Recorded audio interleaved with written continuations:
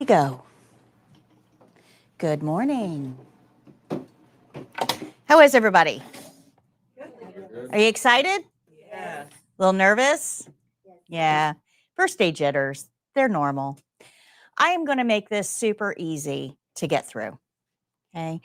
By the time we reach the end of week 2, the halfway point, you guys are going to be really surprised at how much you've actually learned without it being a lot of effort. I have a way of teaching this that makes it just really easy and intuitive for you to absorb the information. But if you feel like you're falling behind or you need some help or you're just not getting it or I'm going too fast, because I do tend to talk a little fast, just let me know. I'm very approachable. Okay, it's not that kind of a class. My success hinges on your success. So if there's anything impeding your success, you've got to let me know about it. Sound fair? All right. So before we get started, a few housekeeping tips. My name is Miss Patty. Patricia Laramie is my full name. Everybody knows me as Miss Patty. I have been teaching this class for about 20 years in our community. We are also used by schools all over the country.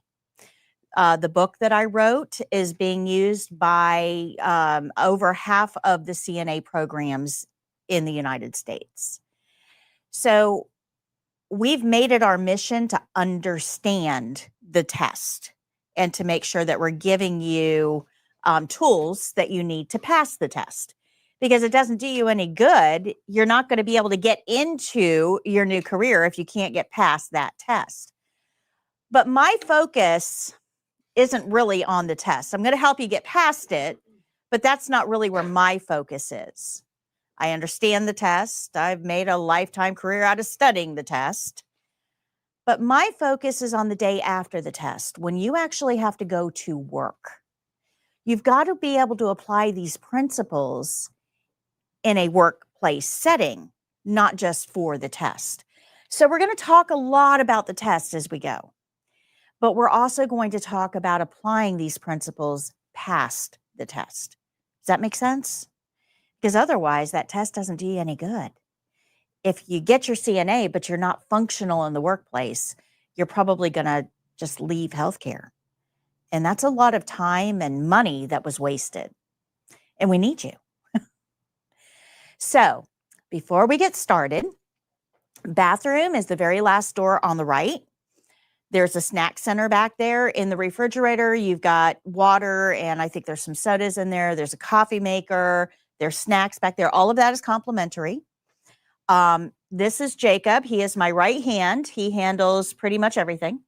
So if you have a problem, go to Jake. He will help you with whatever your problem you're having. If you're not getting your emails, if you want to order flashcards or anything, Jake is your guy. Okay. So good. I don't know why I have to tell you this, but I do. Fire marshal tells me I have to tell everybody. In the case of fire or other emergency, your exit is there. There it is. Marked plainly by the exit sign. It's a small room, guys. If that one doesn't work, there's another one straight back, but you got to unlock that one to get out. Okay. Door only opens about 10 minutes before class. So if you're an early bird, go get a cup of coffee. I will not be here any earlier than that. I am time challenged. So if if you're early, go get a cup of coffee. We will be here till 1:00, probably a couple minutes after. I'm try real hard with time management, but I still struggle there. So 1:03, 1:04 isn't unusual. Okay. If that's a problem, if you're, have a ride or something, feel free to leave when you need to. Let's see here. Parking is out there, not in the front spaces. If you're parked in the front spaces on break, I'm going to have you move. I am going to talk nonstop for the next 4 hours. Seriously, nonstop. And I'm going to go over a lot of information, but I've already taken all the notes for you. And I'm going to make this pretty easy to go through. But we will take a break somewhere around 10:30, 10:45-ish. We take a 15-minute break. And that allows you to stretch your legs and try to get some blood back up to your brain because it tends to go a little numb with me talking nonstop. However, if you do need to use the restroom before that, if you want to drink, if you just need to get up and move around, feel free to do so. I'm not that kind of a teacher. This is your class, not mine. Okay? So do whatever it takes to make yourself feel comfortable. So good? Any questions so far? After today, you will need to wear your t-shirt to class. And the t-shirt can be worn with jeans or leggings, just any long pants, I don't care. And shoes need to be closed-toed shoes. So no sandals or flip-flops or that type of thing. So everybody good on the rules? Any questions before we get started? No? All right, so we're here 9 to 1 for 4 weeks. You can attend in person or virtually from anywhere. So what you see on this screen is what everybody else is seeing out there in virtual YouTube world. We do live stream onto YouTube. We live stream onto our page. It's flcnatraining.com. That's on your syllabus. We'll get to that later. So you can see us there. We also live stream onto various social media platforms, so we're pretty easy to find on our live stream. And people do tune in. Right now I've got, well, we had 26, now I've got 23 on right now. It'll go up a little bit later in the program. And you can, if you can't make it to class, you can join live. And you can hear exactly what I'm saying, just like you're hearing it now, because it's live. You can actually ask questions. So when a question is asked, Jake, put a comment. Do we have any comments? All right. When a question comes, hey, buddy. Betty joins a lot of ours. When a question comes up, Jake will put it right up on the screen. That lets me know that a viewer has a question, and I will answer that question live, just like you were in class. Good? So that's important for you if you can't come to class. Of course, coming to class is always preferred. You're here. It allows you to practice, not for the first 2 weeks. I'm going to talk nonstop for 2 weeks. And then you'll get some practice time built in as we go from that point. I got to teach you some things to practice before I let you practice. Sound fair, right? But you can view all of this on flcnatraining.com. Now, this website, we're going to send it to you after class today with the after class wrap up. It's also the same website you went to sign up. Same site. This site will also contain replays of the live streams.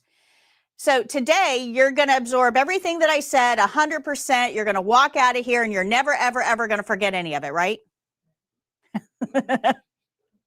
Life is going to get in the way. We're going to try our best to do that, but chances are that's not really realistic. You're going to forget a few things. Like I said, I'm going to talk nonstop for 4 hours. Do you know how many words that's going to be? And you're going to try to remember all of them. You're probably not going to be all that successful. So if you go back on week 4 or 5 and review today's class, it'll fill in some gaps for you. Make sense?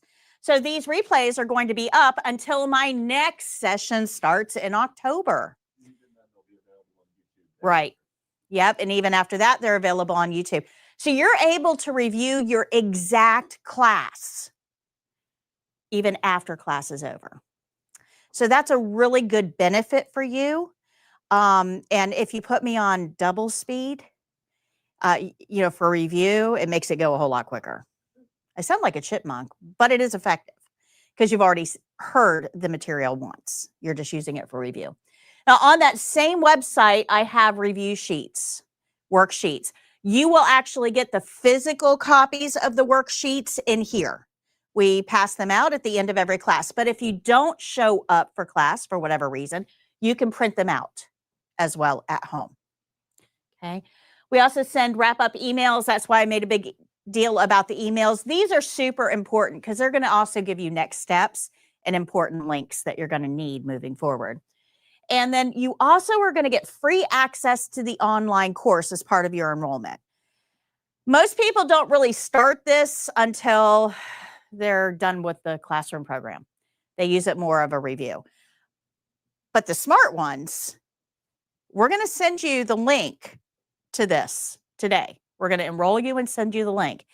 If you go through the online course with the classroom program, This will put into practice what you're learning about in class. So some people wait and use it as a review afterwards. That's fine. But if you use it while we're in class, it really helps connect those dots. Good? Questions?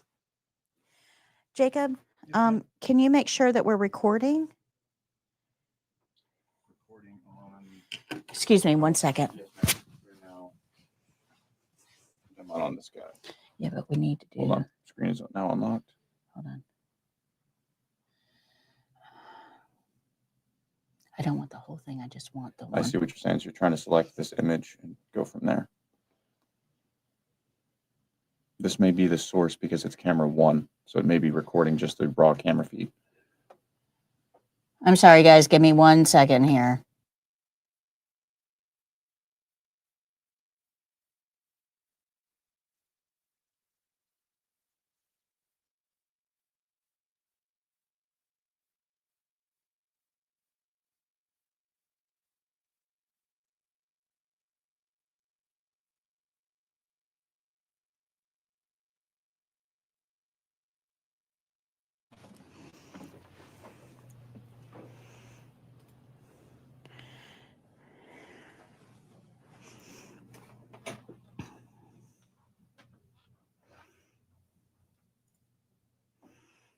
Give me 1 second, guys. I'm not completely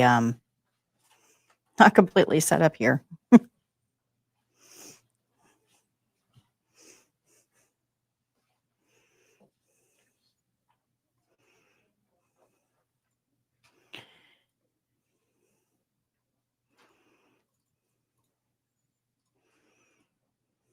Okay.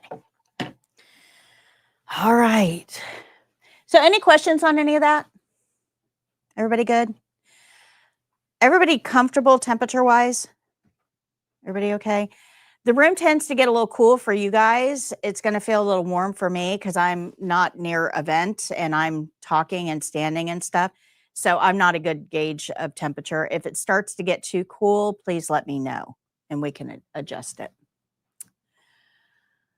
All right. So you now, in front of you, you have 2 books. And we're going to get into these books a little bit later in the program today. I'm going to explain what the books are used for, how they're used, where you're going to take the books or put the books or anything like that.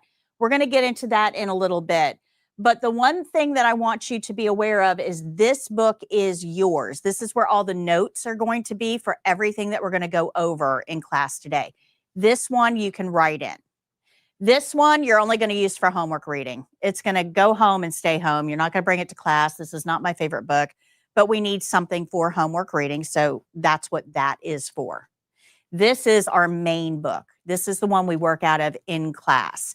And it's interactive. You're going to see review questions in the book.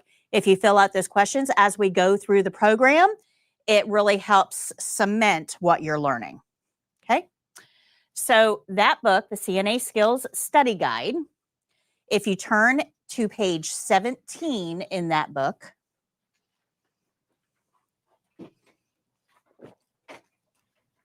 this is the very first thing that we're going to learn. So you see a page that looks like this. Of course, in your book, it's not color. I know that. But you'll see a page that looks like this. This is called Skill Rules. So everything that we learn in this program is going to be based on principles.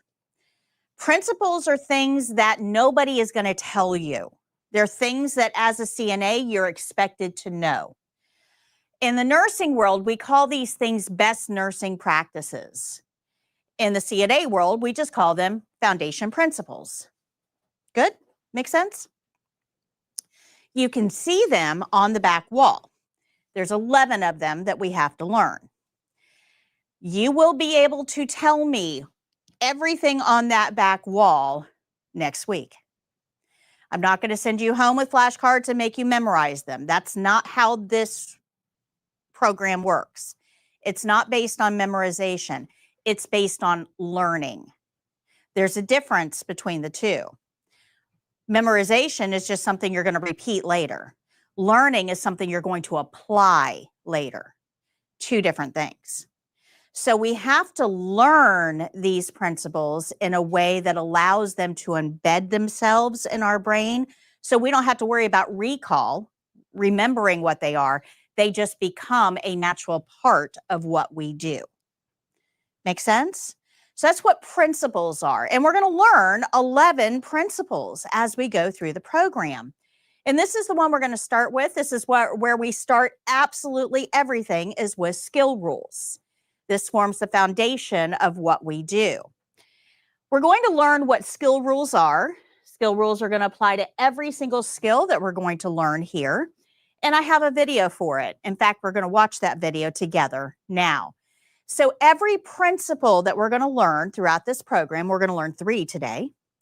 Every principle is going to start out on a page like this. It's going to tell you the parts of the principle that you need to know, what skills that principle applies to, and the video, the name of the video that you can watch that will review that topic for you. Good? Any questions? So when you go home today and you look at this page and you go, oh my gosh, I cannot remember what she said about this. You can go to this video either on YouTube or on my website and review the exact same video that you're watching in class. Good? All right, Jacob, can you play the video care plan in the CNA? The notes for this is going to be on page. The care plan in the CNA. Why it's always about the care plan. A presentation brought to you by 4YourCNA.com. Thank you for joining 4YourCNA's online CNA test prep. We will be preparing you for both the written and skills portion of the exam. This course contains videos, interactive lessons, activities, testing care plans, test registration instructions, practice questions, and much more. This program goes way beyond our skills videos available on YouTube. But in order to pass the test, there is one single principle that you must understand: the importance of the care plan. Without this key, learning the skills is meaningless. You might be able to mimic what I do in the skills later, but chances are you will fail the test because you didn't follow the care plan. So this course will teach you the skills, but you must first learn how those skills need to be done. So come on inside and I'll explain to you how the care plan works and why it is so important to the test. We are sure that you will become great CNAs and you will provide excellent care for our residents. But before you get started, let's review some basics. Does anyone know what the initials CNA stand for? Certified Nursing Assistant? That's exactly right, April. A nursing assistant is there to assist the nurse. You will be receiving all of your instructions from the nurse and must follow their directions. This will probably include taking vital signs and assisting with personal care tasks. But you may also be asked to assist with other nursing procedures as well. It is important to only do the things that you have been trained to do. If you aren't sure how to do something, ask someone for help. It's okay to not know everything. But please, don't try to do something that you aren't familiar with. It might harm the patient. In this online CNA test prep program, we're going to show you how to do all tested skills. But that is only the beginning of your education. You will learn way more on the job. Because every patient is different and will have a different way that those skills need to be done. And that's where the care plan comes in. As a CNA, you will be expected to assist our patients with many routine tasks. Generally speaking, CNAs help patients with things that they can no longer do for themselves. Things like sleeping, toileting, grooming, bathing, dressing, eating, socializing, and activities. Together, these are called the Activities of Daily Living, or ADLs. These are things that everyone does every day for a healthy life. But not all patients will be able to do these things for themselves because of illness or injury. Sometimes people are too weak to go to the bathroom on their own or feed themselves. And that's where you come in. If a patient needs help with any of these tasks, you will be there to help them. But not all patients will need help with all tasks. This is Henry. Henry had a stroke and has right-sided paralysis. And this is Martha. She had a left hip replacement. This is Bob. He has had a recent leg amputation. And Annie has dementia. And they will all require different care. Some patients will need help brushing their teeth, but others will do that themselves. As a CNA, we will help the patients do the things that they cannot do alone, but we will let them continue to do the things for themselves that they can do. How will I know what I'm supposed to do with each patient? I'm so glad you asked, Cassie. As the registered nurse caring for these patients, that's my job. When a patient gets admitted to our facility, I will do a head-to-toe assessment. I will review all body systems to evaluate the patient for real problems and potential problems. This is a very long, complicated process, but here's a brief overview of a general assessment. I'm going to look at his neurological status. I'm going to look at his cardiac status and his respiratory system. I will also look at his integumentary system, which is hair, skin, and nails, and his gastrointestinal system. His urinary system is important, as is his musculoskeletal system.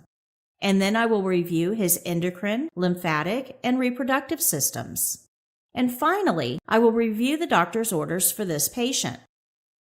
I will use all of this information to determine the patient's real and potential problems. Here's an example to put it into perspective. Let's say that this patient has just had a right hip replacement. Now we know that she will need to continue her activities of daily living. She still has to eat, drink, go to the bathroom, bathe, groom, and dress. And after my assessment, I know that she did all of those things herself until today. However, she cannot get out of bed for any reason for the next 3 days. So, since we know that she must stay in bed, I have to figure out how to meet all of her ADL needs. The easiest way to evaluate basic needs is using the TEAMS method: toileting, eating, ADLs, mobility, and special. As the RN, I'll take all the information I gathered during the assessment to figure out the best way to help her. She can't get out of bed, so I have to figure out the best way to meet her elimination needs: bedpan or catheter. I also know she is at risk for constipation. Since she's not moving much and she's on pain medication, this is a potential problem. She can feed herself, but the trays must be brought to her in bed. She can't sit all the way up because of surgery, but she can't eat lying flat either. She has dentures, so they must be within reach at mealtimes, and they must be cleaned daily. She's able to clean herself as long as the supplies are brought to her, but she can't reach her legs or feet, so she'll need help. She is on total bed rest for 3 days, and she also needs her dressing changed every day. You can see how the RN uses all the information available to create a plan of care specifically for this patient. This is called a care plan, and it's something that only an RN can do. Of course, this was a simplified version of the care planning process. A real patient's care plan is much more extensive. Every single aspect of her health, condition, and ability level will be evaluated in order to help her. Even the smallest decision can have long-term consequences. The RN will write a detailed care plan for the entire healthcare team to follow, and the care plan must be followed exactly. So every patient will have a different care plan? That's correct, Ben. Every care plan will be different because every patient will be different. Even patients that seem alike because they have a similar diagnosis or have had the same surgery may have differences in care. CNAs don't have enough education or experience to know all the differences. So as a CNA, your job is to read and follow the care plan for every individual patient.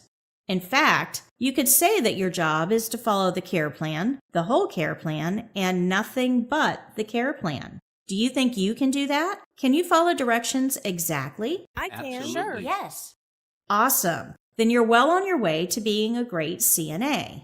But helping patients with ADLs isn't all that you will do. You are also there to help the nurses by making observations. The CNAs are the hands and the feet of the patient. If the patient is cold and cannot reach their sweater, you will get it for them. If the patient can't brush their own teeth, then you will do that for them. If the patient can't get up to shower, then you will help them stay clean. You will become their hands and feet to help patients with things that they can't do themselves. But you are also the eyes and the ears of the healthcare team. You will report everything you see, hear, smell, or feel to the nurse. This is the most important task that you have as a CNA. If you see redness around a wound, you must report it. If you hear the patient wheezing after walking to the toilet, you must report it. If you feel that a patient's skin appears warmer than usual, you must report it. If you notice that a patient is coughing when eating, you must report it. As a CNA, you will be spending much more time with the patient than the nurse does. So you will be in a position to notice a lot more about the patient. The nurse needs this information to make decisions about the patient's care. Reporting these observations gives the nurse another assessment opportunity. That new assessment may even change the tasks you are assigned to perform. This is called the nursing process, and here's how it works.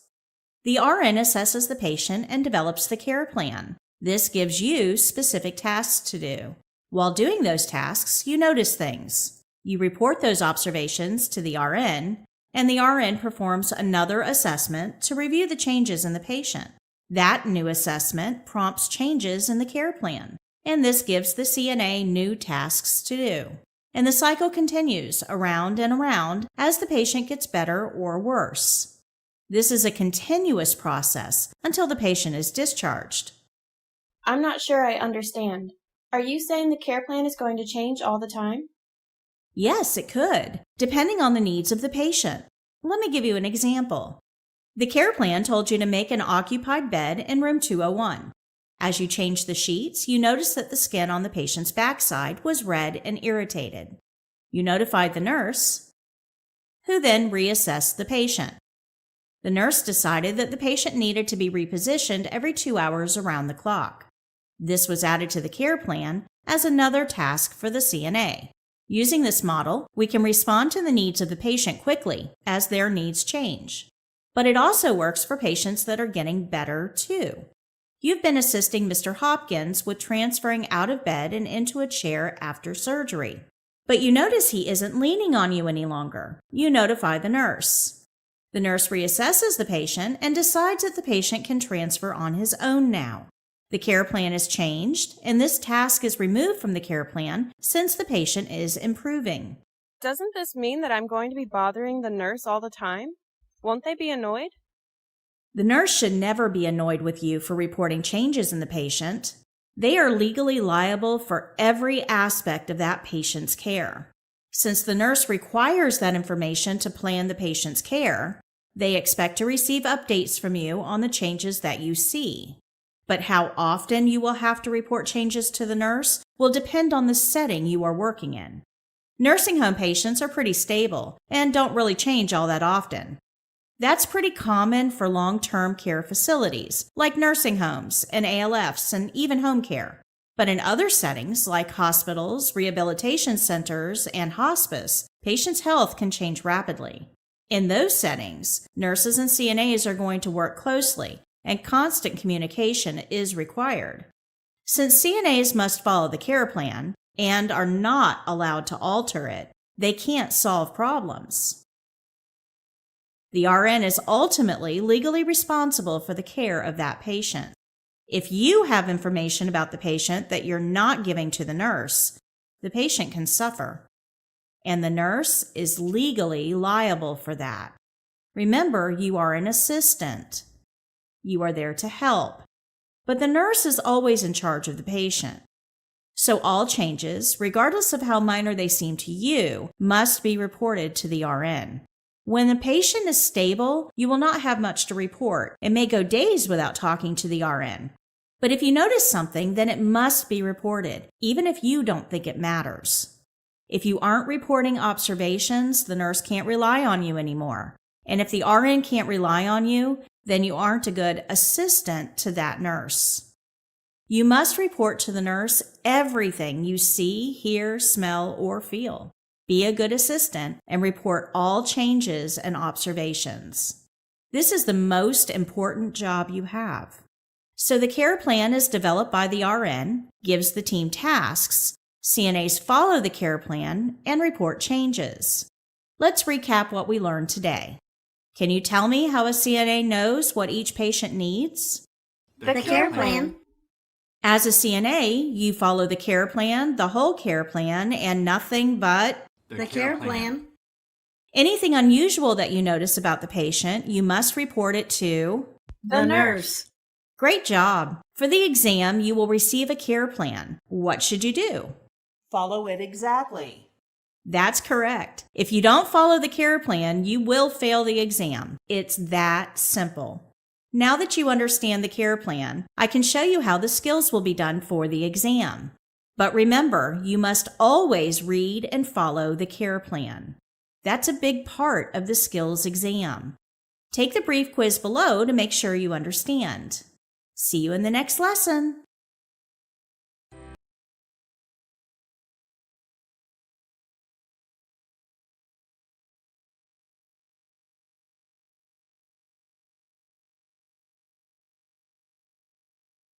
All right. So does that make sense to everybody? Do you guys remember in elementary school playing Simon Says? Everybody remember playing Simon Says in elementary? What are the rules of Simon Says? Anybody? I know it's a long time ago. Anybody remember? What are the rules? Okay, so Simon says to do something, you got to do it, and you've got to do it quick. But if you do something that Simon didn't tell you to do, what happens? You lose, you're out. That's all this is, guys. Instead of Simon, it's the care plan. If the care plan tells us to do something, we need to do it. If we do something that's not on the care plan, we lose. Make sense? So how hard can this test be? They give you instructions. You follow the instructions. And as long as you follow the instructions, you pass. Good? I know some of you are thinking it can't be that easy. It is. The problem is that you are going to try to complicate this. You're going to try to think without realizing that you're thinking. And I'm going to prove it to you. All right. So page 89 is going to talk to you about activities of daily living. This was covered in the video. Activities of daily living are things you do for yourself every single day. Every day. You get up, you go to the bathroom, you brush your teeth, you get showered and dressed and all the things you do, put some food in your tummy, get yourself off to wherever it is you need to go. These are things you do for yourself every single day. And you don't think twice about it because you're able-bodied. But what if you woke up tomorrow morning and both of your arms were broken? Would you be able to do those things by yourself? No, you'd have some trouble. So you'd probably call mom. That's our first stop. Mom, come help. But what if there was no mom? Who are you going to call? Maybe a sibling, maybe a very, very, very close friend, maybe a partner. But what if there wasn't anyone to help? Now you're relying on a professional to help you with these tasks. That is the role of the CNA. We are paid assistants to help patients with things that they would normally do themselves if they could. But not every patient is going to need all skills done for them. If you can brush your own teeth, and you probably did this week, right? You probably brushed your teeth this week? Yeah. So how weird would it be if I showed up at your house tomorrow morning at 6:30 a.m. with a toothbrush and said, okay, open wide? Pretty weird because I can do that myself, right? We're not going to help patients with things that they can do for themselves. We're going to let them keep doing those things. We're only going to help patients with things that they need help with. Make sense? But a phrase I want you to remember is help isn't help if it doesn't help. Make sense? Help isn't help if it doesn't help. And we're going to hear that a lot through this program. And we're going to get into that a little bit more later. But remember, ADLs is really where we shine. Those are the tasks that we do as CNAs. And we're going to learn how to do all of these ADLs. Care plan process. Remember, the RN assesses the patient and writes up the care plan. This has to be done by an RN. Cannot be done by a CNA. You are never allowed to look at a patient and say, I think you need. Not your role, because you don't have enough information to work with. Good? Makes sense? Once that care plan is developed, we follow it. But we're not the only ones that follow it. Care plans are written for the entire treatment team, physical therapy, social work, dietary. Everybody is going to have something on that care plan. We're only concerned with our little piece of it, the tasks that we have to do. But remember, that care plan is for everybody, the whole treatment team. Now, while we're performing those tasks, we want to be making observations. We're going to use all of our senses, except for taste. Please don't use taste. But everything else we're going to use. If something looks funny, you got to report it. If something sounds funny, you got to report it. If something smells funny, you've got to report it. And probably the funniest one that I can come up with at the top of my head, if you walk into a patient's room and it smells like grape Kool-Aid, and you look all around and there is no cup of purple anything, right? But it smells like grape Kool-Aid, that needs to be reported, because there is a certain bacteria called Pseudomonas that can be deadly if it's not caught quickly. And one of the first signs is a smell like grape Kool-Aid. So if you go into the nurse and you say, hey, I just went into that room and I'm smelling grape Kool-Aid, but there is no grape Kool-Aid anywhere, that nurse now knows she's got to go look for an infection, because that's a very serious type of infection. Make sense? Good. So we use all of our senses to make these observations, and then we report those observations to the nurse. That gives the nurse an opportunity to reassess, which might actually change the care plan. And this is how the system goes round and round and round. This isn't a one-stop trip.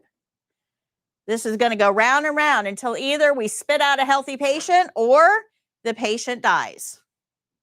This is a continuous process until one of those two things happen. Good? Questions? All right, let's see if we've learned anything. Go to page 20 in your book.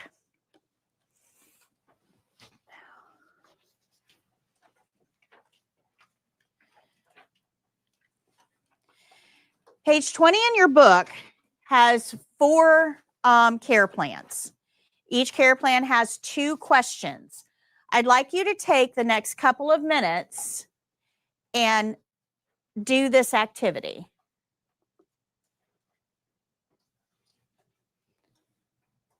You can write in this book, but go ahead and do this activity.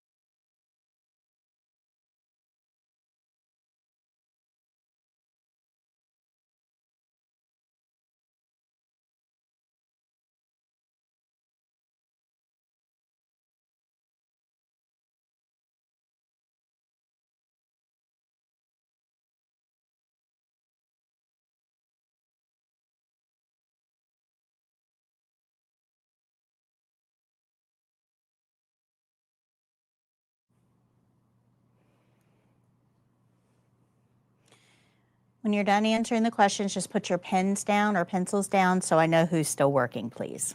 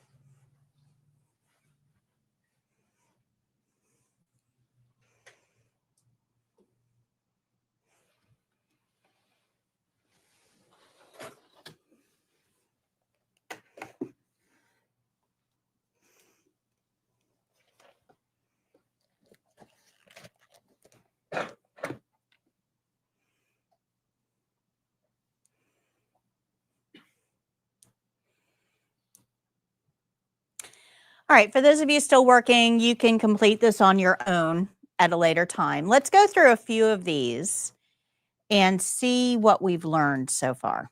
Let's take a look at the first one there. It says you receive the displayed care plan. How far will you walk the patient? What do you guys think? How far do you want to walk this patient? Any guesses? At least 10 steps. How many guys think that's the right answer? Everybody good with that? Good. Very good. That is the right answer. But do you know why? There's an easy answer. Easy answer. Do you know why that's the right answer? Because the care plan said, yeah, absolutely. Absolutely. So the second one, though, can kind of trip you up. What's required to assist this patient? A gait or transfer belt. How many of you guys want to use a walker for safety? Anybody want to use a walker for safety? Good. Hey, you guys are like way ahead of the curve. We don't get to decide to use a walker. If we think that patient is unsafe to walk with a gait belt, what should we do? Tell the nurse. Yeah, that's it. That's it. As a CNA, we only have 2 doors to walk through. We either follow the care plan or we notify the nurse. That's it. There is never another answer unless it's an emergency. Now, we're going to talk about emergencies a little later on in the program, but if the patient has had a heart attack, is having a stroke, or is choking, we have to act. We can't wait to go get the nurse. Okay, but outside of emergencies, like the patient is currently dying right in front of us, we follow the care plan or we notify the nurse. Good? Make sense? Questions? All right, let's look at number 3. You received the display care plan. Which body part will you exercise?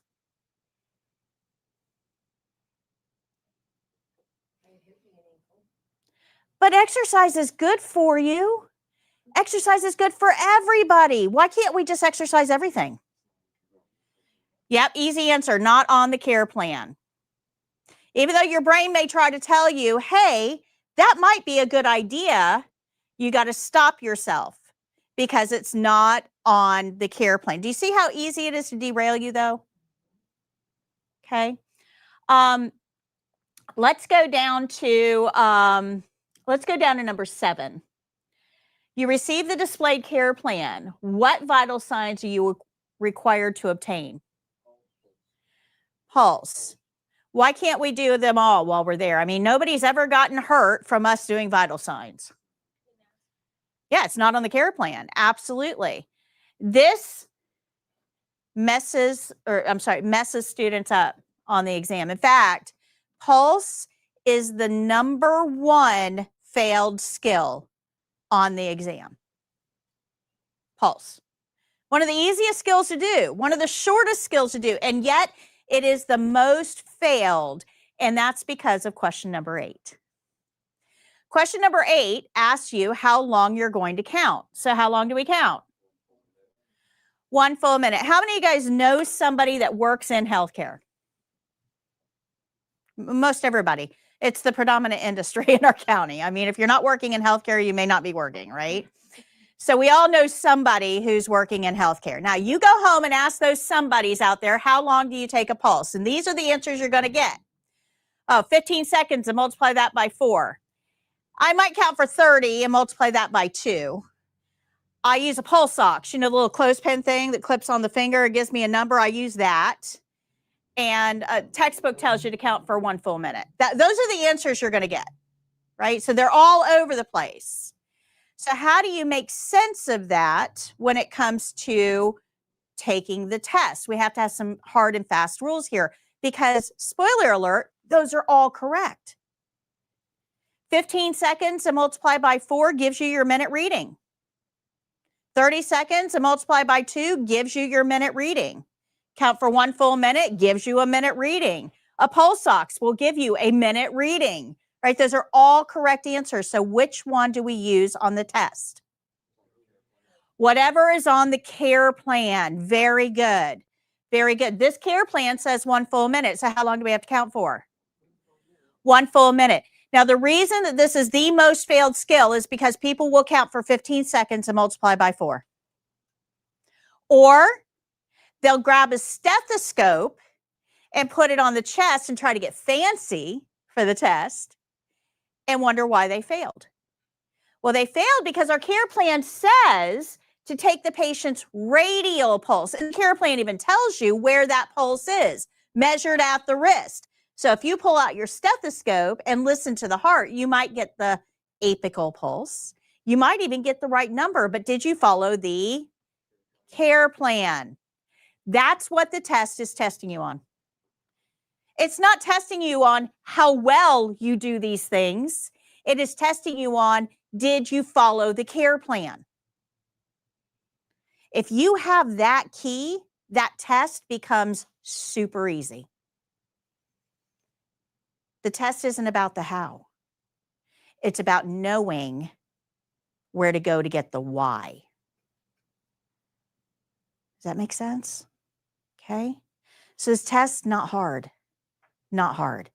Now for the test, you have to demonstrate 3 clinical skills in front of 2 RN evaluators.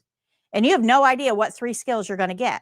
There's 20 possible ones, and you're going to get 3 out of those 20. Now, wouldn't it be nice if you could have those care plans in advance to know what to expect on the test, what those care plans are going to ask you to do? Wouldn't that be nice? There they are. These are the actual testing care plans for the state exam.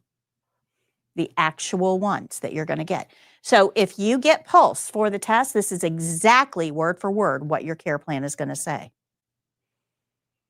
Do you want the rest of them? Go to page 25 in your book.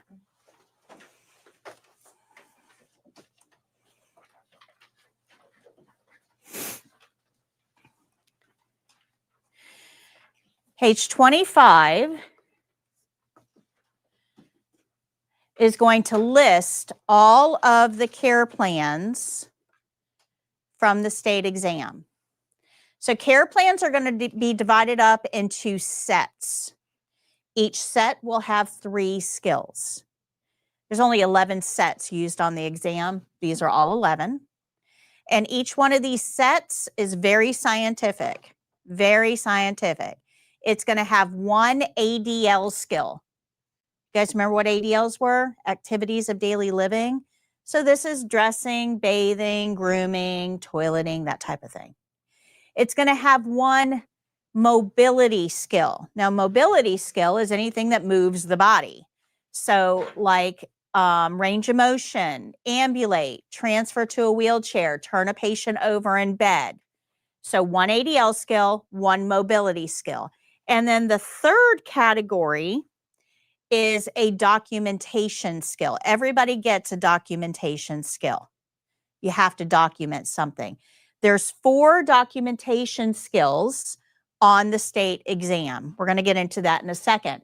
When you go take your test, you're going to get a paper similar to this. It's going to be yellow, gold, like this. This is my version, so it's a little prettier. I like prettier. Mine has the times at the bottom. So you can see this skill set with the 3 skills, you should be able to do in 39 minutes or less. These are right here. Right here. This is the classroom copy. You can take this down and look at it anytime you want to. But you have the same information on page 25. You have the 3 skills, and then you have the time as that little clock in the upper corner. So you have all of this information that's up here in your skills book on page 25. Good? Questions?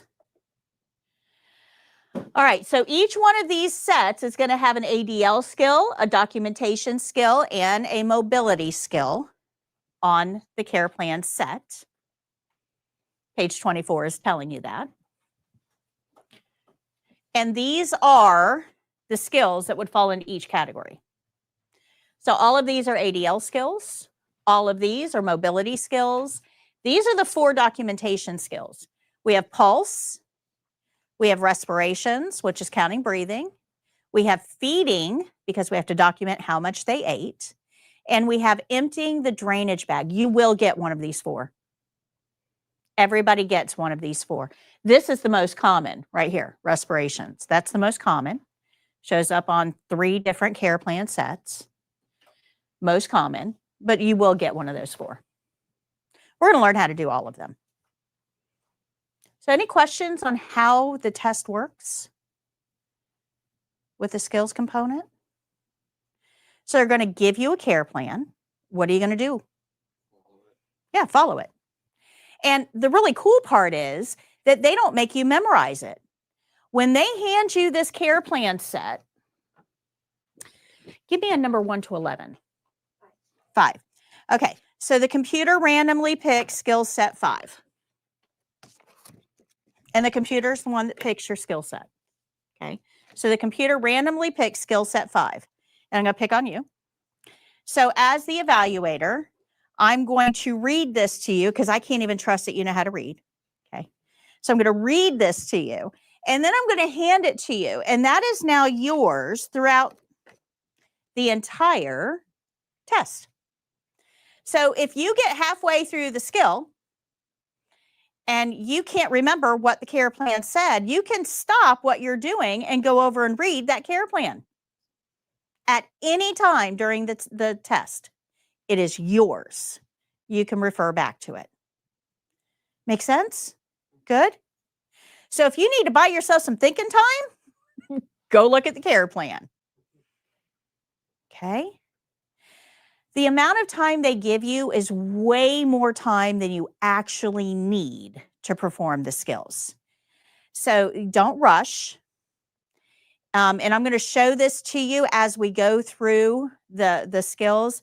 All of these videos that I have made, all the skills videos, have a time associated. Like I did the whole skill in 12 minutes. And I'm going to tell you, how long it took me to do it. But that includes, there's a whole opening that I do that tells you the supplies and shows you the care plan and what page in the book and all of that. And then there's a whole ending where I show you the products that I have and the credits, right? So it's way less than the time they give you. As long as you've practiced the skill at least once, you will absolutely be able to do it within that time frame. Where people run into a problem is if they don't practice these skills at all. The first time you do anything, you're going to mess it up. That's just fact of life. The first time you do anything, you're never perfect at it.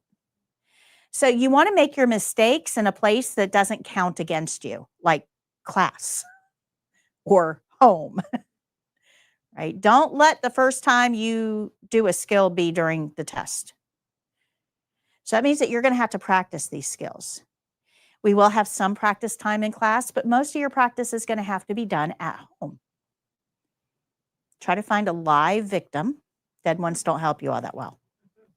Okay. Good? Good? All right, let's go to page 22 and talk about our scope of practice. You can pass that around if you'd like so everybody can see.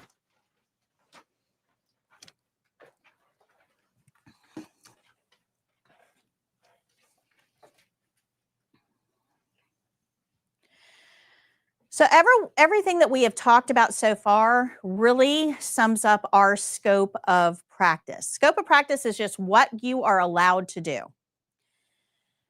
Now, the scope of practice is actually going to be influenced by several things. The first is what you have been trained to do. If you haven't been trained to do something, you can't do it, period. End of discussion. And I'm going to tell you a few examples of that later on in the program. But even something that seems simple, if you haven't been trained, the answer is no, I haven't been trained. Okay, good. YouTube videos on your own in the hallway is not considered training. So training means that somebody with some level of authority has shown you how to do it, explained how they want it done, and told you what to do if you come across any problems. Anybody can do something as long as everything goes smooth, right? It's when we encounter problems that we got to have a solution for. What do we do with that information? So that's really where that training comes in. Does that make sense? Okay, so that's first thing. Your scope of practice always depends on the fact that you've been trained to do a task, always. Now, training doesn't have to be in a classroom. It doesn't have to be formal. I can bring you to the bedside of a patient that we are both working on and show you how to do something, and you've now been trained. Okay, training can be one-on-one, but it can also happen in a classroom just like here.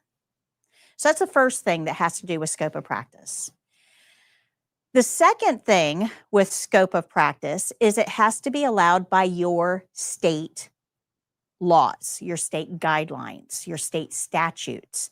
Now, Florida's pretty wide open.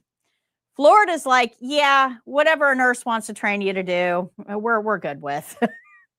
Florida's pretty wide open because we have such a diverse population and a lot of different types of patient needs that would have to be taken care of by some sort of healthcare professionals. So Florida really kind of is pretty lenient on that. There's some caveats to that I'm going to get into in a minute, but for the most part, it's wide open. Now, not every state is like that. There are several states that are like, no, we don't want our CNAs taking vital signs because we make medication decisions on vital signs. And I can't trust that you are going to take vital signs appropriately. And if you give me the wrong number or make something up, my patient is the one that can suffer. So there are some states out there, so no, CNAs cannot take vital signs. You have to be a nurse. There's other states that are like CNAs cannot put catheters in or take them out. Not an appropriate CNA task. You'd want to know the laws of the state that you're going to go into to stay within your scope of practice. Now, the third thing that's involved here is your facility policy. So first, you have to be trained to be in your scope of practice. Second, it has to be allowed by your state statutes. And third is your facility policy and procedure must allow it. So remember I said here in Florida, we're pretty wide open. We can pretty much train you to do whatever we need you to do, right? Well, not all facilities are okay with that because if something goes wrong and the patient or their family decides to sue, they're not suing you. You don't have anything. You make maybe $20 an hour. I'm not getting nothing from you. Who am I going to sue? The facility. They have the money, right? So the facility has the ultimate say as to what somebody unlicensed can or cannot do because they're assuming the liability for your actions. So you need to know what your facility's policies and procedures are. Anybody work? Anybody, anywhere you work? Okay. Wherever you work, there is a binder that has your policies and procedures. Now, be honest. How many of you guys have actually read your policy and procedure for wherever you work now? Yeah, 1, 2. Yeah. Most people, it's a dusty binder sitting on a shelf. You probably don't even know where it's at, right? You just know it exists. As a CNA, that's not good enough. You need to know what your policies and procedures are. Otherwise, you might put yourself in a position where you are assuming liability for something that you are doing that your policy and procedures said you cannot do. And that facility is not going to cover you because you're not operating within their policies and procedures. Does that make sense? Really important that you understand that. So we have these rules in place to govern what is your scope of practice. So have you been trained? Number 1. Number 2, does your state allow that task? And number 3, does your policy and procedure allow that task? If the answer is yes to all of those, you're good. you're good. If the answer is no to any of them, don't do it. So you guys understand scope of practice? Okay. Now I'm going to add one more layer on top of that, and that is called delegation. We're going to come back to this in a second. Where's my delegation? Okay, page 14. Page 14 is going to tell you about delegation. So we have all of those rules in place for our scope of practice. We know we have to be trained. We know our state statutes have to allow it. And we know our facility policy procedure has to allow it. We know all that. Now, as a nurse, I can delegate tasks to unlicensed people. And that's because I've got way too much to do and not enough time to do it. I've got 6 patients that I have to take care of. And I have to do a head-to-toe assessment on every single one of them, right? So I'm going to go in, figure out all their real problems, all their potential problems, and make up a care plan. And I got to do that 5 more times. In the meantime, this person says, excuse me, I have to pee. Now, I got work to do. Important work, because nobody can do anything with those patients until I do my assessment, right? So I don't want to stop what I'm doing and take this patient to the bathroom. I just need somebody that I can say, hey, can you take the patient to the bathroom? This is what you need to know. And I got to trust that you are actually going to do what I ask you to do and not change stuff around.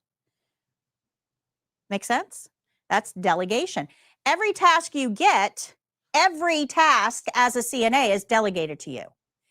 Every task. I still retain the liability for it. So if I ask you to brush a patient's teeth, I am liable for whatever you do. If I ask you to walk a patient, I am liable for whatever you do. If I ask you to feed a patient, I am still liable if you choke that patient. So I got to have a whole lot of trust in you guys that I am going to ask you to do something and you're going to do it exactly the way I ask you to do it and not change anything because I am liable. Now, there's some rules, though, about delegation. Remember, every task that you have is going to be delegated to you, but there's some rules here. The first rule that I have to look at as a nurse is this something that I can do? So taking somebody to the bathroom, is that something that I can do as a nurse? Yes, that means I can delegate it to somebody else. Putting in a chest tube, is that something I can do as a nurse? No, that means I can't ask you to do it. Okay, so it's got to be something I can do. That's number one. That's pretty basic, number one. The second thing is the patient stable? Stable. Now, stable means that if I ask you to do this task, whatever it is, pick a task. If I ask you to do that task, I've got to trust that it's going to go off without any issues, that you're going to be able to get the patient to the bathroom and back to bed without any problems. I've got to trust that this patient is stable enough to have somebody else do that task. If the patient isn't stable enough, I can't delegate that task. Does that make sense? If I think something's going to go wrong, that's not a delegatable task. I've also got to make sure that you know what to do in case something does go wrong or what I need you to report back to me. We're going to cover a lot of that in class, universal things that we're going to report back. But there's 5 things that I have to know as a nurse in order to delegate. Okay, is it something I can do? Is the patient stable? Is it a routine task that doesn't require judgment? So one of the caveats to this, and there are nurses right now that are getting in trouble for this. Right now that are getting in trouble for this. CNAs cannot perform tasks that start with the word if, because that requires judgment. If the patient has urinated this shift, hi, come on in. What you need, Uni?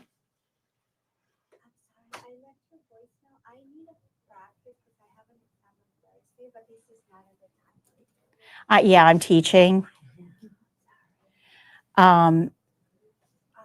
So the best thing to do is to practice at home. You have a practice kit, right? Yeah, practice at home. You're welcome. Okay. So the word if means you have to make a judgment. If the patient gets dizzy, give them orange juice. That's a judgment. So CNAs cannot perform tasks that start with the word if. Does that make sense? Okay. So there can't be any judgment required. It's got to be hard and fast. Take the patient to the bathroom.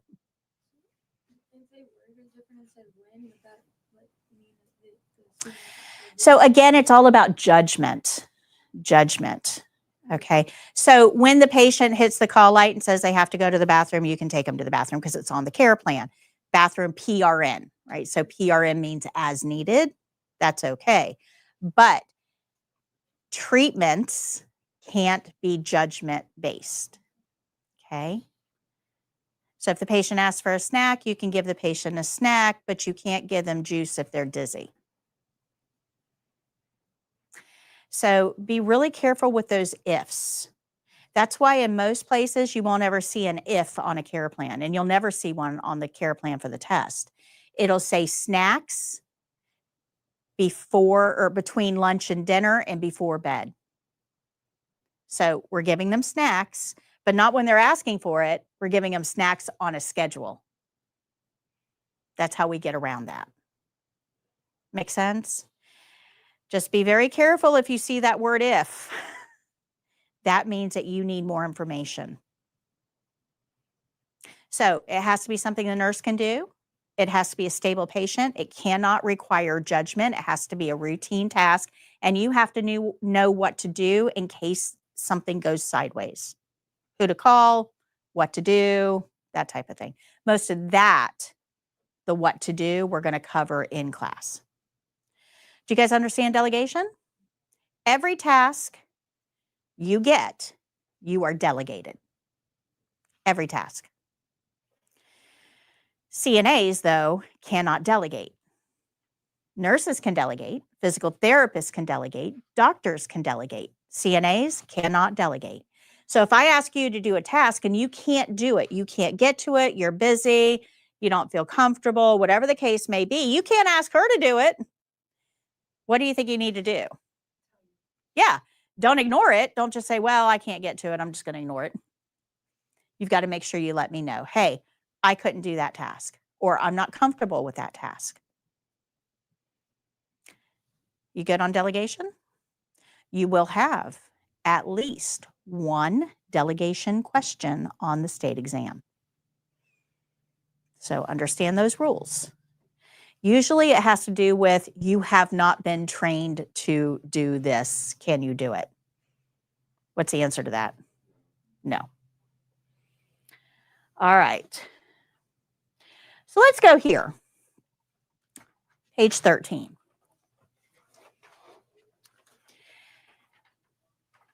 This is what we call the happy CNA place. This is your scope of practice, and it's really condensed into one single image that will help you understand where you belong in the medical field, within the medical community. This is what it looks like. Hey, Julie. All right, so our foundation here is that we follow the care plan, the whole care plan, and nothing but the care plan. If you look at every banner behind you, you will see this on the very bottom right-hand corner. That's how important this is. This applies to every single principle that we learn, every single one. We follow the care plan, the whole care plan. So we don't pick and choose the parts that we want to follow, and nothing but the care plan, which means that we don't change it. We don't alter it. We don't ignore part of it. We don't add to it. It is exactly as it stands. Once we know this, this tells us what to do. Now we've got to know how to do those things. So CNAs do normal. If it's not normal, it's not us. Normal is defined as a routine task on a stable patient that you've been trained to do. That's normal. Routine task, stable patient, I've been trained to do it. Remember all of those delegation rules we just talked about? That's what normal is. Routine task. If it's not a routine task, can we do it? If we have been trained, can we do it? If the patient's not stable, can we do it? So a lot of CNA students ask me this question. I want to work in a hospital and I really want to work in the ICU. Or I really want to work in a NICU with little babies. Can I do that? Can I work there? Well, I'm not going to say no, but I'm going to tell you that your positions are going to be very, very limited because CNAs do normal. Is that where we find normal tasks in the ICU or in the NICU? Is that where we find normal? No. Normal is going to be your med surg floor, right? Where you got somebody with high blood pressure. We've seen 40,000 people this week with high blood pressure. This is another one with high blood pressure, right? We've had 14,000 hip replacements this month, and this is another hip replacement. Go away. So normal. If the task isn't normal, it's not our task. It becomes the nurse's task. Good? Good. All right. You know, I hear this a lot. I do most of what the nurses do. Why do they get paid so much more money? Because a lot of CNAs, and as an LPN, I was one of the worst ones as an LPN because you don't know what you don't know, right? So as an LPN, I'm like, I do everything an RN does. Why are they getting paid more than me, right? I do the dressing changes. I pass the medications. I chart. What is it that they're doing? What RNs do is mostly here, and you can't see that. That's why it takes 3 years to get a 2-year degree as an RN. It's the only industry, the only one, where you have to go to school for 3 full years to get a 2-year degree. I think it's unfair because you got to do a whole year of prereqs before you even get into the 2-year RN program. 3 years, but they're only going to give you a 2-year degree. So why do they have to go to school for that long? 3 years. It's to learn how to handle the not normal. CNAs handle normal. LPNs handle normal. Who's going to handle the not normal? That's going to be the RN. But most of that is going to happen up here. You can't see it happen. So if you're working up here, whose role are you filling? Yeah, and we don't want to be practicing nursing without a license. Does that make sense? So if you catch yourself saying, I think, you should stop. Stop. Report that to the nurse. Good? Questions? CNAs do normal. Over here, principles guide performance. This is all the stuff on the back wall that we're going to learn. All of these principles. Remember those best nursing practices? Right? These are the things that aren't going to be on the care plan that you need to know, like follow the care plan. That's not going to be on the care plan. Okay. And then above everything, we have to remember that it's all about the patient. We're there to help somebody who needs our help. And help isn't help if it doesn't help. So if you're trying to force a patient to do something, is that really helping them? If you've got a bad attitude while you're helping a patient, does that help them? If you're fighting with your coworkers, is that helping the patient? No. So help isn't help if it doesn't help. We have to remember that above everything, it's all about the patient. Patient-centered healthcare. This is becoming way more important than it used to be. Patient-centered healthcare. Back in the 50s and 60s, when you went to a hospital, you gave up all your rights. They could tie you to a bed for nothing, just because they didn't want you up and running around. They could keep you from doing things. They could perform surgery on you even if you didn't want it. It's hard for us to fathom that, but guys, that wasn't that long ago. This is becoming important. Everybody good with that? Above all, it's about the patient. But let me explain to you why it's important for you. Anybody been to TGH recently? Okay. Did you see the robot? I didn't, but it was used on my mom. Okay. All right. So they are now replacing healthcare workers with robots. And they're doing it right in our community. Now, what the robot can't do is make it all about the patient. You want job security? You want to keep your job once you get it? You better make sure that you're taking care of the patient. Because if you're just there for a paycheck, they will absolutely replace you with a motorized robot that will do your job. And don't think that robots can't do a CNA job. They can. They've got them. They're already working. So we've got to be careful here. We don't want to be worked out of a job. This is real. It's actually happening. So we really do have to remember it's all about the patient. That's the one thing that we can bring to the table that the robot can't, is that compassion, that empathy, that care, that concern. And it's becoming way more important now than it used to be. Good? Make sense? And then the other thing that we have to remember above all else is everything gets reported to the nurse. If we know it, they know it. It's that simple. If the patient complains of a headache, who needs to know? If the patient isn't eating as well today as they did yesterday, who needs to know? The RN. Yep.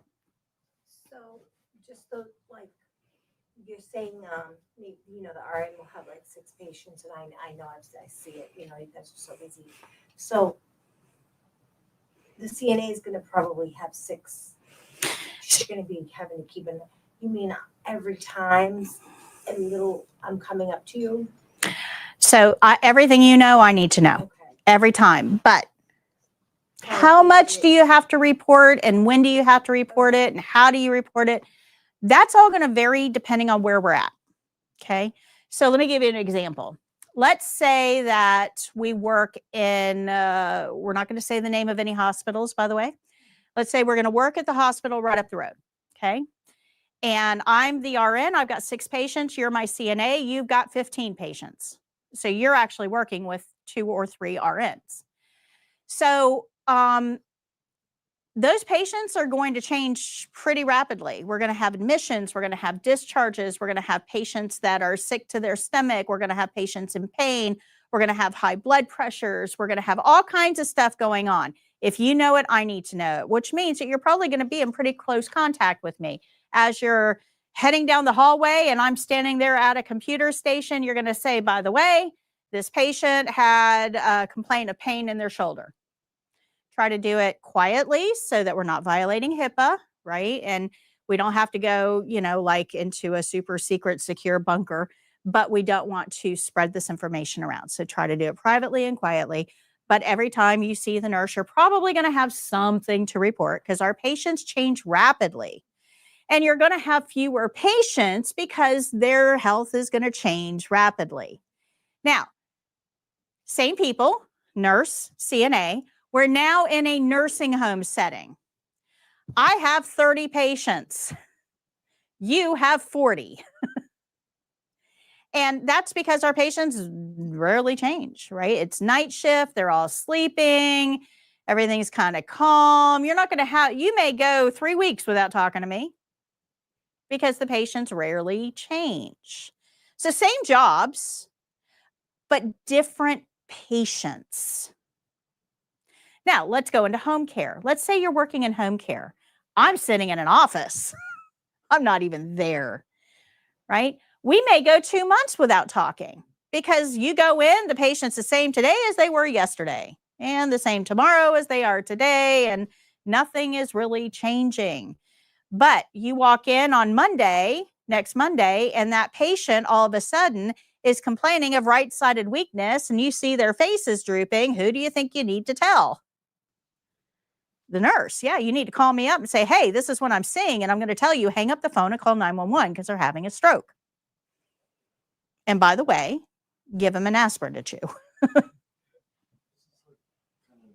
back to what you said earlier, so a CNA can definitely be replaced by a robot.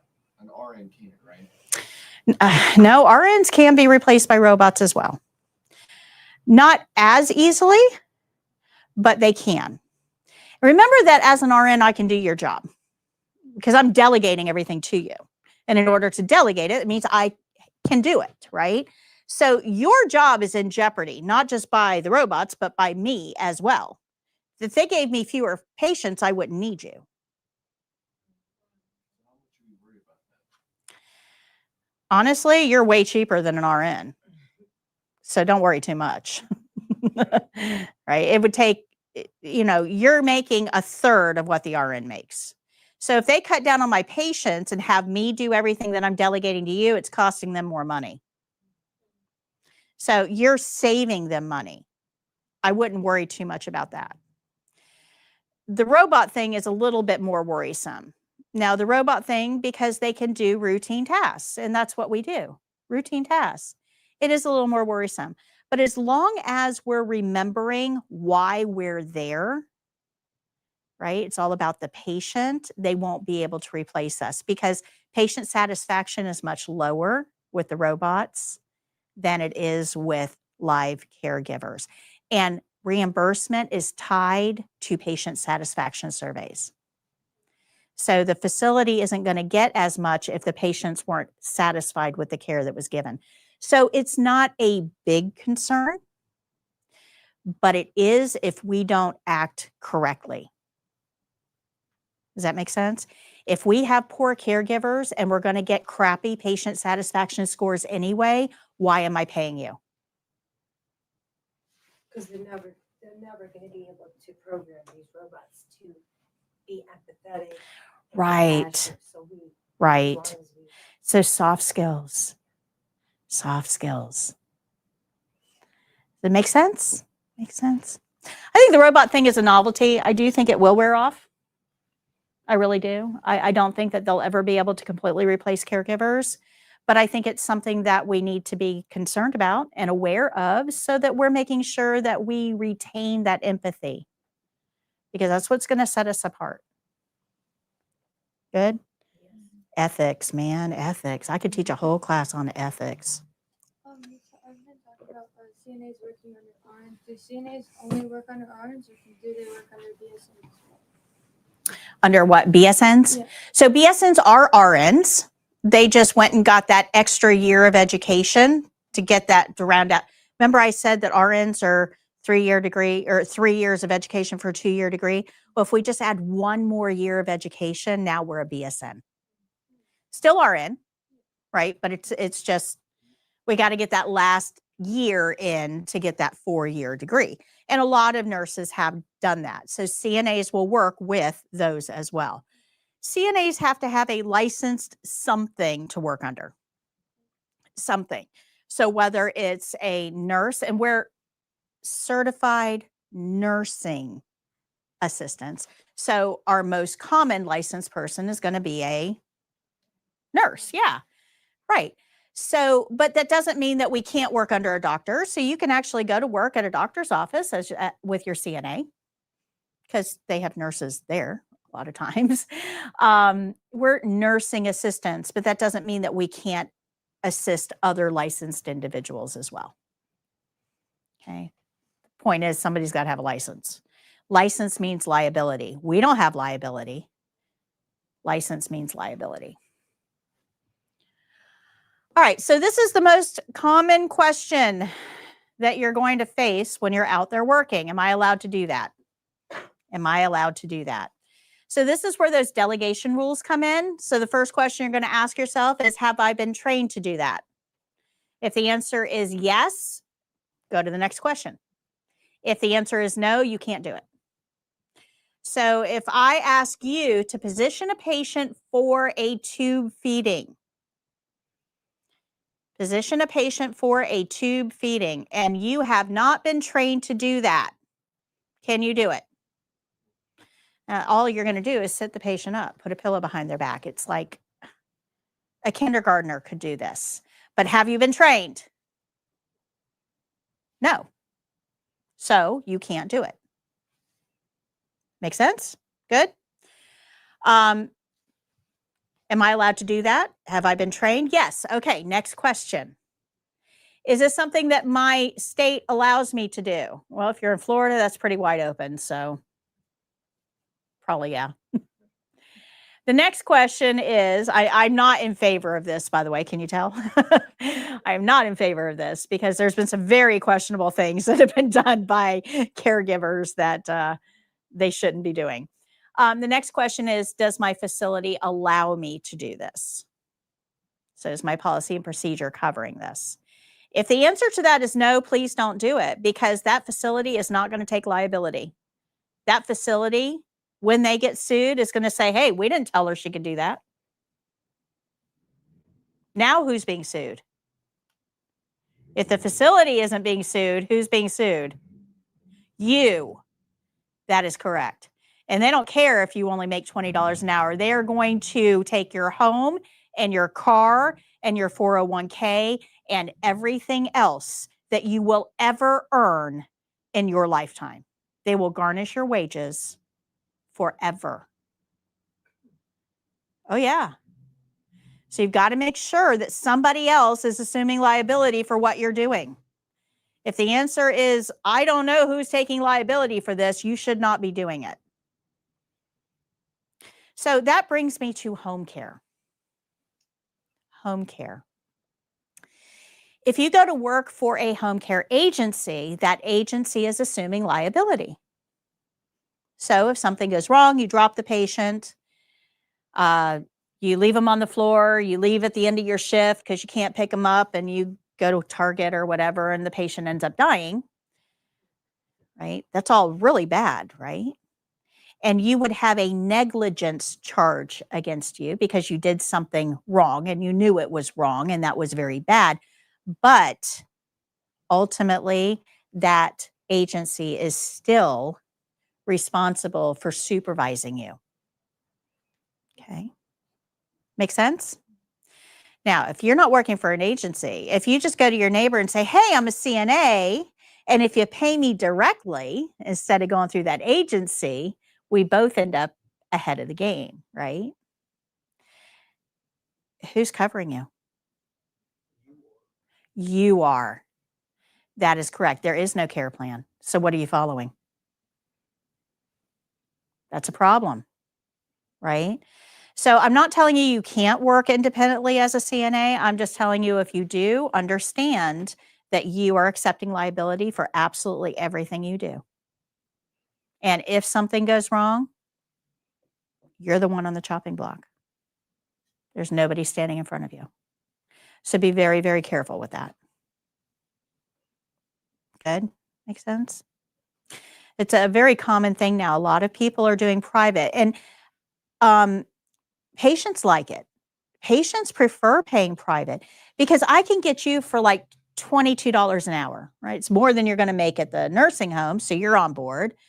Less than I have to pay at an agency because the agency is going to cost me $30 an hour because we have to pay for administration and all that.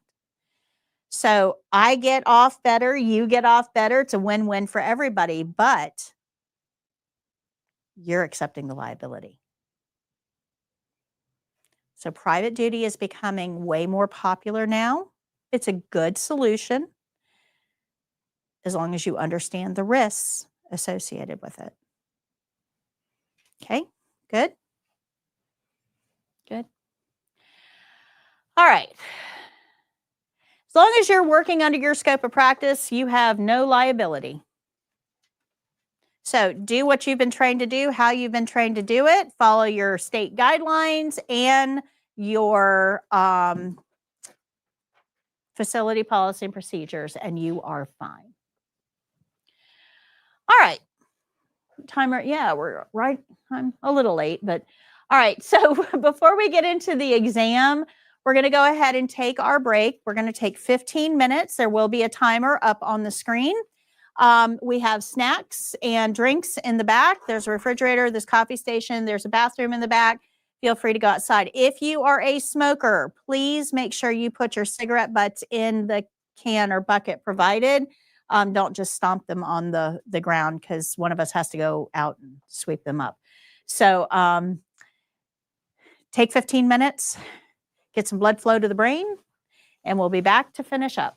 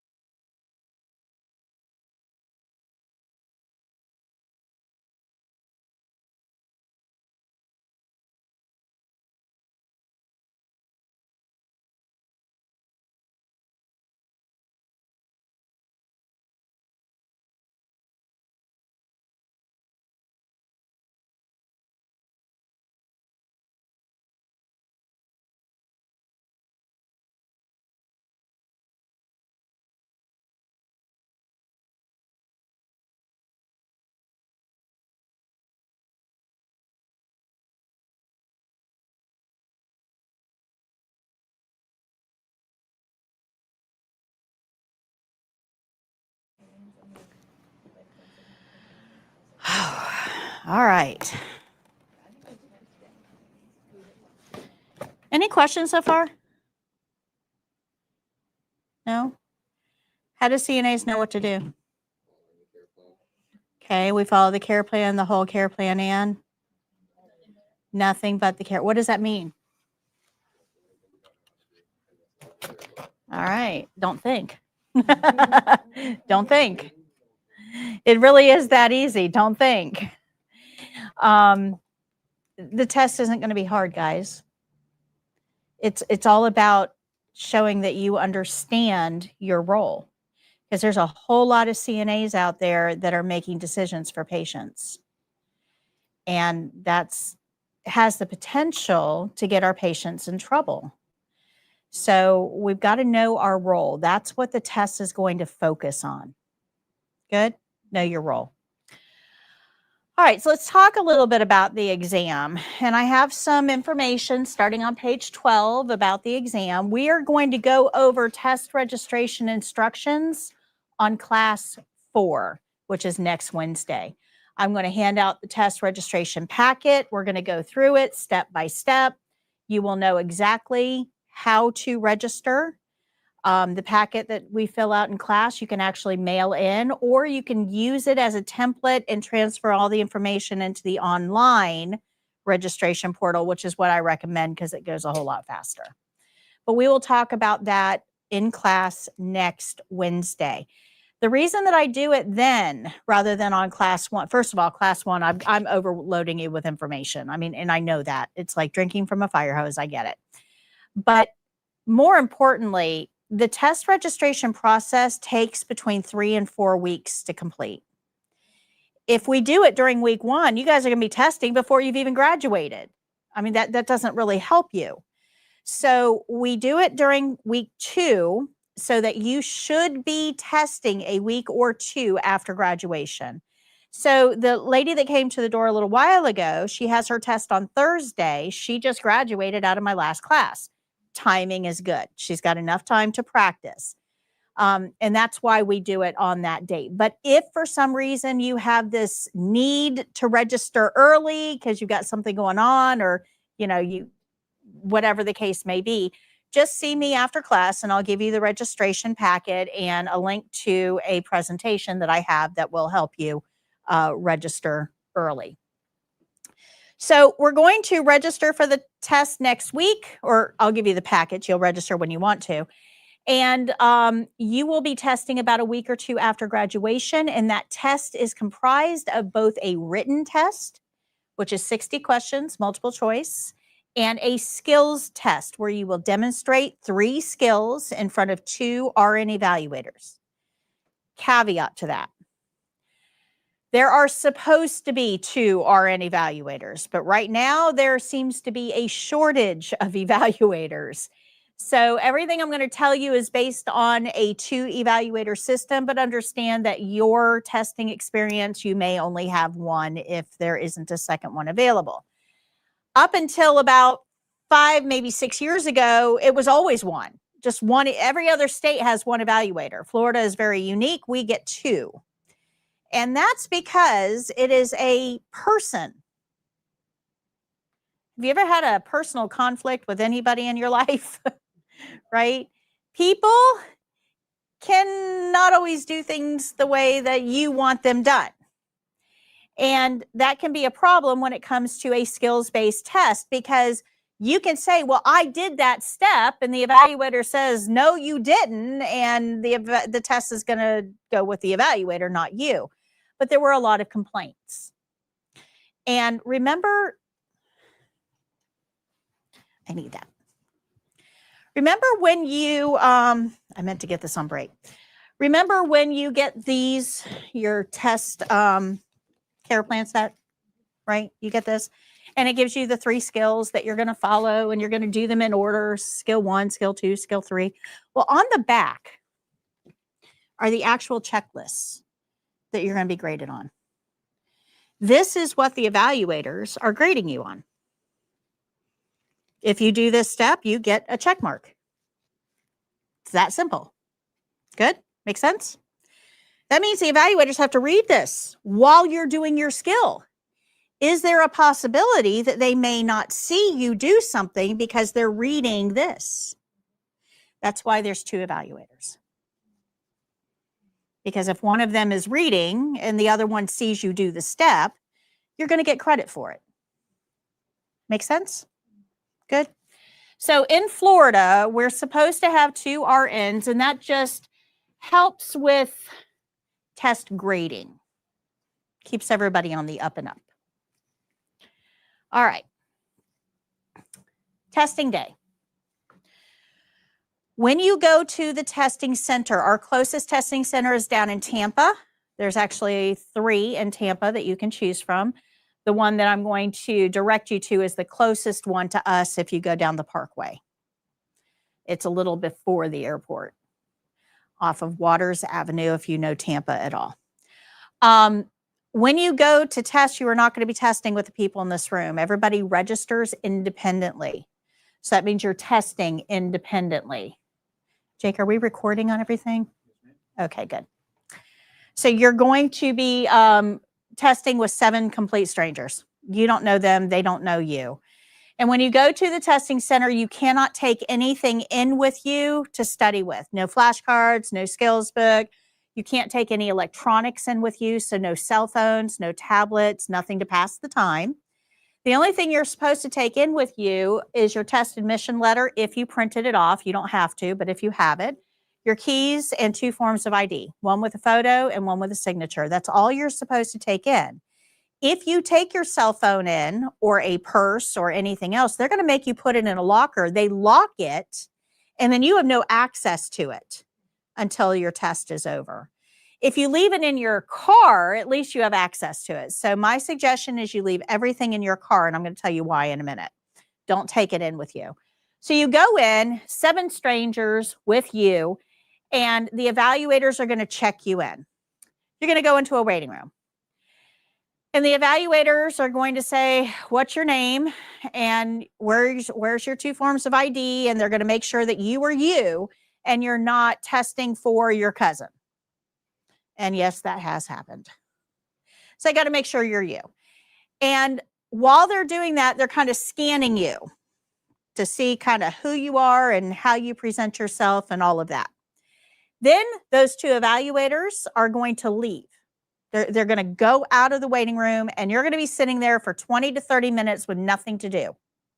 And you're going to be tapping your foot going, let's get this started. What is taking so long? What they're doing is pairing you up. It's not random. So your ID number that they give you has your skill set coded into it. And that skill set has to be performed, for the most part, on another live testing human. So you would have to perform skills on somebody else in this room. Make sense? Now, some of these skills that are going to require you to lift someone or move somebody, they want to pair you up with somebody your body size or smaller even. Some skills require shoes to be put on. So they're going to look around and see if they can find somebody with slip-on shoes like you, right? So they're going to pair you up with another individual. Now, when they check you in, they're going to ask you, do you have any conditions that would keep you from being a patient for any of these skills? So if you've got athlete's foot, they probably don't want to use you for foot care. If you just had oral surgery and you got stitches in your mouth, we don't want to use you for mouth care. If you are allergic to pudding or milk, we don't want to use you for feeding. So the evaluators have to be able to pair you up with somebody that's going to be a good match for your skill set, and that you are going to be a good match for their skill set. Does that make sense? So it's not random. They don't just walk in and say, okay, you 2 are group 1, you 2 are group 2, you 2 are group 3. It's not random like that. And it takes them about 20 minutes to put all of this together. Now, if you go in and make this hard on them, if you're like, okay, so first of all, I'm going to tell you, nobody wants their teeth brushed. Nobody. So if everybody in here is saying, I just had oral surgery yesterday, there's going to be a problem because 2 of you have mouth care. And who am I going to get to be a patient for that? Right? So don't try to make this unnecessarily complicated for those evaluators because you don't want to be a patient for something. Nobody wants to have their feet messed with. I get it. Unless you're paying for a pedicure, you're probably not real keen on having a stranger touch your feet. I understand that. The evaluators understand that.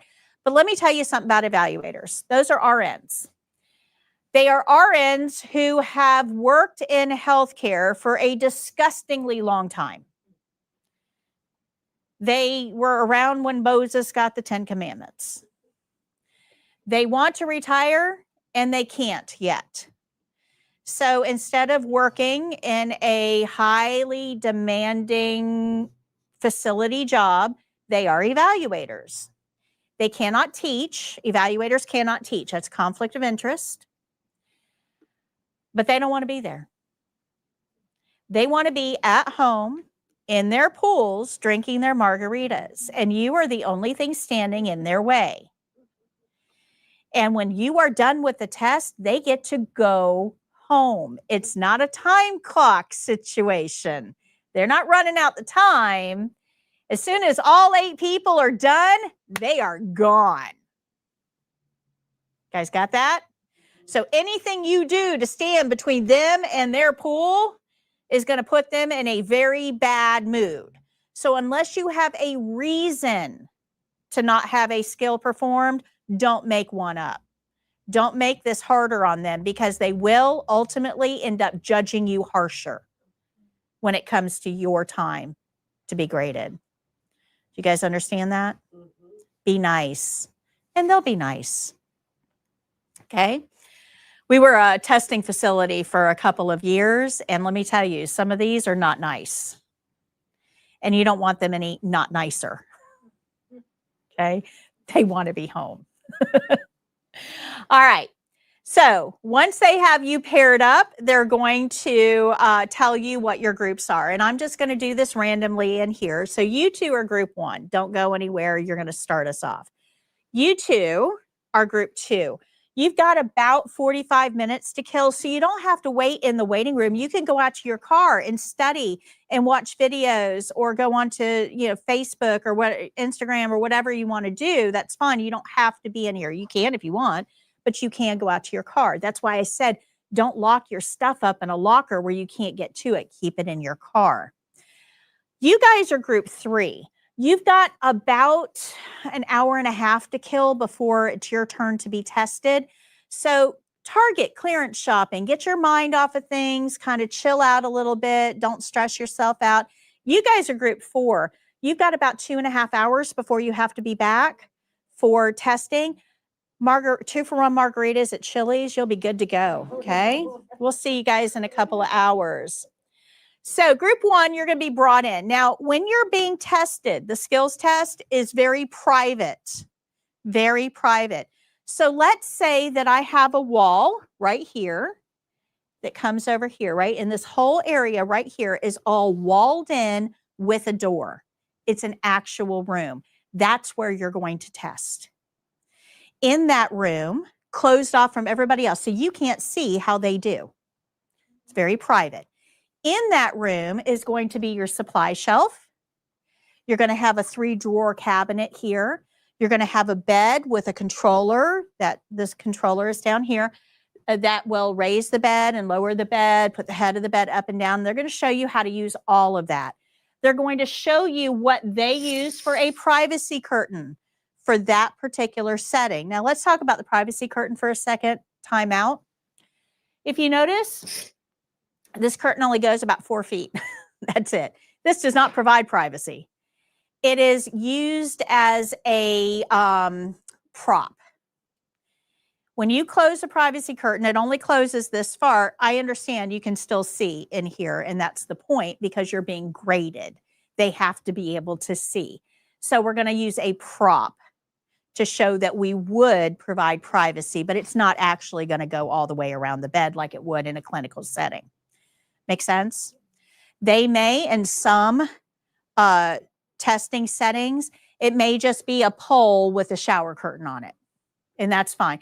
It's a prop. You're just showing that we're going to use that for privacy. Good? Makes sense? So once they've showed you around, they're going to show you what they're using for a patient bathroom area. A lot of times it's a little bedside commode beside the toilet that they use as the bathroom area with a sink. They're going to show you around. And then they're going to pick one of you to go first. So ladies first. I'm going to pick you to go first. Now, after I've showed you around, I'm going to give you your care plan set. I'm going to read it to you. I'm going to hand it to you, and it's yours throughout the test. And you are going to perform those 3 skills on you. Okay. Now, when you're a patient, you're going to get a script. And you're going to be told what to say, how to act, what to do. You're going to, and it really kind of boils down to be you. Not a 90-year-old version of you. Be you as you are today, pleasant and cooperative. So whatever she asks, you're going to say yes. Pleasant and cooperative. So if she has to walk you, you're going to walk like you walk, right? You're not going to walk like, right? We're not trying to win an Academy Award. How many of you guys have ever been a patient anywhere for anything? Patients come in all different ages. Don't turn into an old person. Okay? Yeah. I'm up there now. All right, so good. Be pleasant and cooperative. Sometimes they'll actually give you specific things to say and do, but just be pleasant and cooperative. Good? Questions? So you're going to do your 3 skills in the order listed on him. Then you're done. But don't go anywhere because you're going to get your very own care plan set, probably a different one, and you're going to have to do those 3 skills on her. And once both of you are done, you will go back out to the waiting room. Okay. And then group 2 would be brought in. You're going to be shown around where everything is. And then you'll get your care plan set. You'll do your 3 skills on her. She'll get her care plan set, do her 3 skills on you. You'll go back out to the waiting room. You guys will be brought in. Same thing. You'll do your skills on her. She'll do hers on you. Back out to the waiting room. You guys will stumble in from Chili's feeling no pain. And you will also test. Good? Everybody good with that? That is how the skills exam is performed. So we start out with 8 people. And the test is going to pair you up into groups of 2 based on the skills that are allocated. Now, there are a few skills that will be done on the mannequin. Some skills are just a little too personal to perform on each other. So once they have you paired up, they will show you around. They will give one person their care plan set, and the other person will then become the patient for that person to do their skills on. Let's talk about what to wear, because you're going to be a patient. There is no specific dress code for the test. You can wear pretty much anything you want to. The only dress code is closed-toed shoes. That's all you're required. I have seen people when we were a testing center that showed up in cutoff shorts and a bikini top. I don't recommend that. They were able to test, but there is something to look the part, act the part. And if you show up looking like you're heading to the beach, those evaluators are going to judge you like you're heading to the beach, not that you're serious about testing. Now, that poor young lady did not understand there was a skills component. She thought she was just coming in to take a half-hour test, and then she was going to the beach to meet her friends. So she felt really bad, and she did not pass, and she cried a lot. Understanding how the test is structured can actually help alleviate a lot of your stress on testing day, which is why I go over this. Okay, good. I suggest that you wear scrubs. If you have scrubs, wear them. Don't go out and buy a set just for testing. There's no need to do that. But if you have a set of scrubs, wear them during testing. You guys all have t-shirts. Can you take your t-shirts and kind of open them up and look at the back of your t-shirt? So you see those big letters, the big 4YourCNA letters? Do you see how they have little words in them? Well, the words that are in the 4YouR is everything on that back wall. You know, all the stuff that we're going to learn. Everything that's in the CNA are all test tips. This is a cheat shirt, guys. But notice it's all on your back. So during testing, you cannot access it. I do not recommend wearing these to test. Okay. But it is literally a cheat shirt. Okay. That's helpful for you when you're preparing for the test. Took me a long time to make these shirts. Everything is in there. I know it's really small. It's hard to read. You may have to get your glasses out, but they're all there. All right. So these, as you're testing, these checklists are what you're going to be tested on. This is how they're going to determine whether you pass or fail. This is not subjective. It's not arbitrary. It's not open for debate. You either did this step or you didn't do this step. It is that cut and dried. And that's because evaluators are human. You might do something and I'm like, yeah, I don't know. I don't know if I like the way you did that. That's not how this test is performed. This test is very, very scientifically based. And it's hard to have a skills test that is scientifically based. So there's no wiggle room here at all. I have a whole lesson on this on page 65. It talks to you about that clinical skills checklist. But let's go through this really quickly. This is part of the checklist for Pulse. And as you do this particular skill, as you're doing the steps, certain things are going to get checked off. Like you are going to greet the resident, address them by name, and introduce yourself. You will, because I'm about to teach you how to do that. It's going to be done at the beginning of every single skill we do. We're going to learn it once and do it over and over and over and over and over and over and over again. You are going to get so sick of hearing the opening. Yeah. Did you hear that? He sits in that little corner for every single class. You are going to get so sick of hearing it, but that's because this one checkpoint is on every single skills checklist. Now, if you greet the resident and introduce yourself, but you don't address them by name, you don't get your check mark. You have to get all three of those things to get that check mark. 2 does not count. So we got to have a routine way of doing this where we don't forget any of those components. Make sense? So as you do the skill, when you do a step, it's going to get a check mark. If you don't do the step, no check mark. Or if you do a step but you do it totally wrong, no check mark. If you greet the resident and introduce yourself, but you didn't address them by name, no check mark. So check mark, everything on that line was addressed. No check mark, it wasn't. This is a yes, no checklist.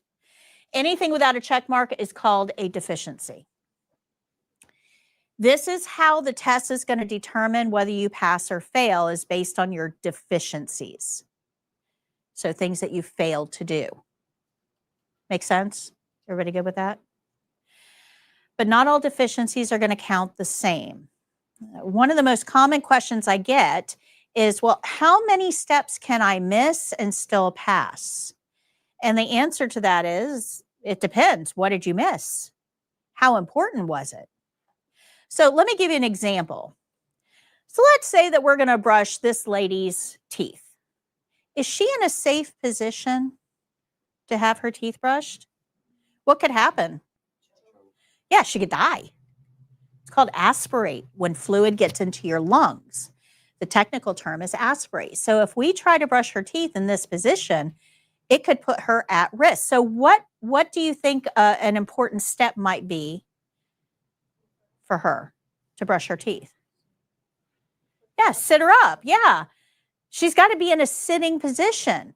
So if I don't put her in a sitting position, that's kind of important because I could ultimately kill her. Now, how many guys have brushed your teeth this month? Are you familiar with the task? Yeah? Okay, good. So when you're brushing your teeth, you usually aren't brushing them like this, are you? You're brushing like this. And you're usually standing over a sink because you get to be this big foamy mess, and that stuff has to have somewhere to go. So you're usually leaning a little bit forward, and you usually have a sink in front of you or something to catch, all the big foamy mess. Good? Questions? Everybody familiar with that? All right. The problem is that our patient is not leaning forward. They're sitting up like this, kind of a little bit back. That means all that foamy mess is going to go right here. What could we put on their chest to keep their clothes from becoming a big foamy mess?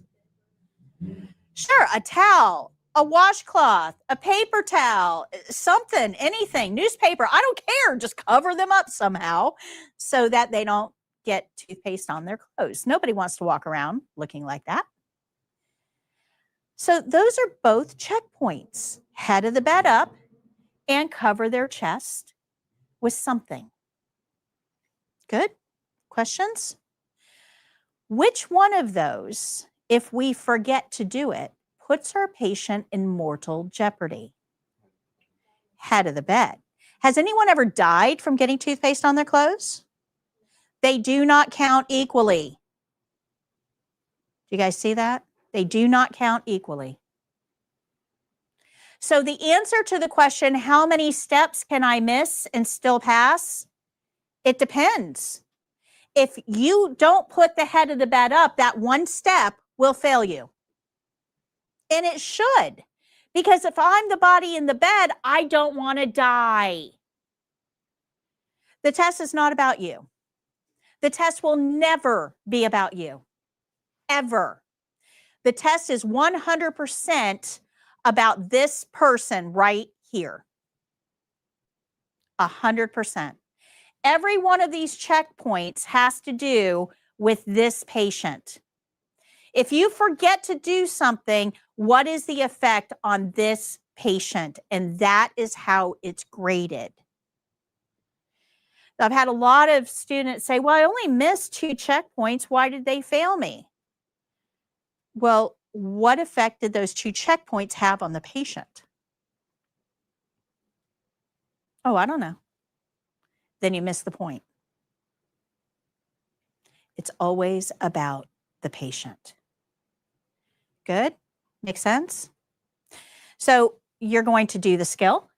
You're going to get check marks on the skill.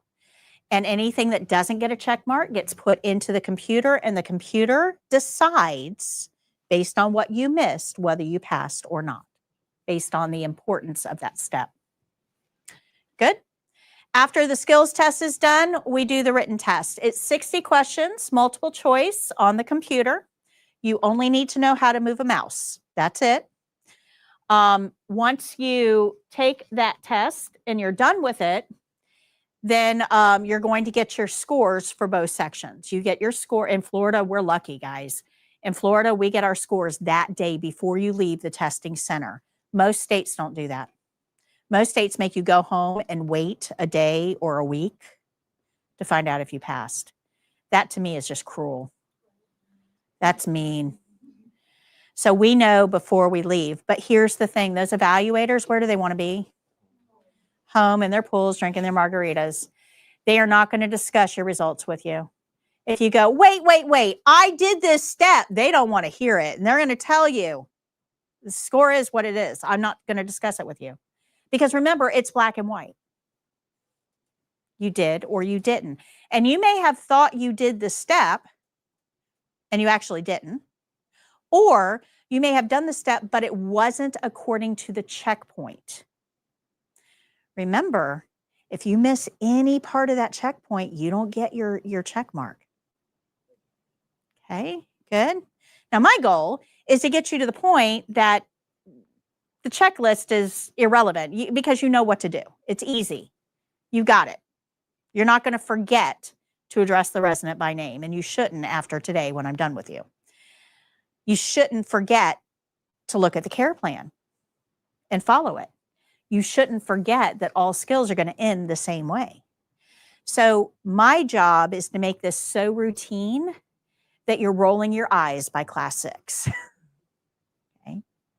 You're going to hear me say the same thing a lot of different ways and a lot of times. And it's just to make sure that you're getting that information in and making it part of you. Good. We have an exceptional pass rate. And the evaluators will probably tell you, yeah, I know where you went. We have over 150,000 subscribers on YouTube and over 40 million views on our videos. We are the #1 CNA program or platform on YouTube for a reason. What I teach you works, and it's used by schools all over the country. So I know that I'm saying the same thing a lot, but I'm doing it on purpose because you'll hear it the first time and be okay, but it might not click until you hear it a third way. Or for you, it may click in when I present it in a little different format. Okay. Remember, I've got 16 of you in here, and that's 16 different learning styles. Good. All right. So I have a helper for you for the written test. Remember, it's 60 questions, multiple choice. I actually have a couple helpers for you. Most of what we talk about in class is going to apply to the written test. So I'm preparing you both for the skills and the written. But I actually have an ebook specific to the written test. You're going to get this in your wrap-up emails tonight. That's why it's so important that we are able to give you these emails after each class.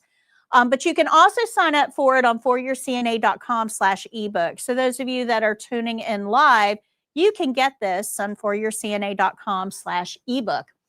It's again, interactive. Everything I do is interactive. I don't like to just throw information out there. I want you involved in it.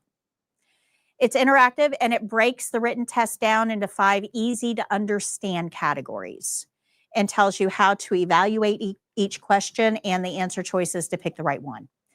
So this is going to be a good help to you. I'm covering it a little bit today. We'll talk about it more later on in the program. You'll also get a link for it later today. I also do a game show on the 1st and 3rd Tuesday of every month. So next Tuesday is my next game show. And we compete for real prizes. It's on YouTube. I give you 15 test-like questions. And I think the next one, what I'm playing around with, is probably doing it on home care, because that's one I haven't done yet, and CNAs can work in home care. So I'm thinking about making the questions. I write all of the questions. We do not use questions that are anywhere else. I write everything because I know what to expect on the test. My questions are very, very similar to what you're going to find on the state exam. So I read the question and the 4 answer choices. You guys in the chat, put in your answer choice that you want to choose.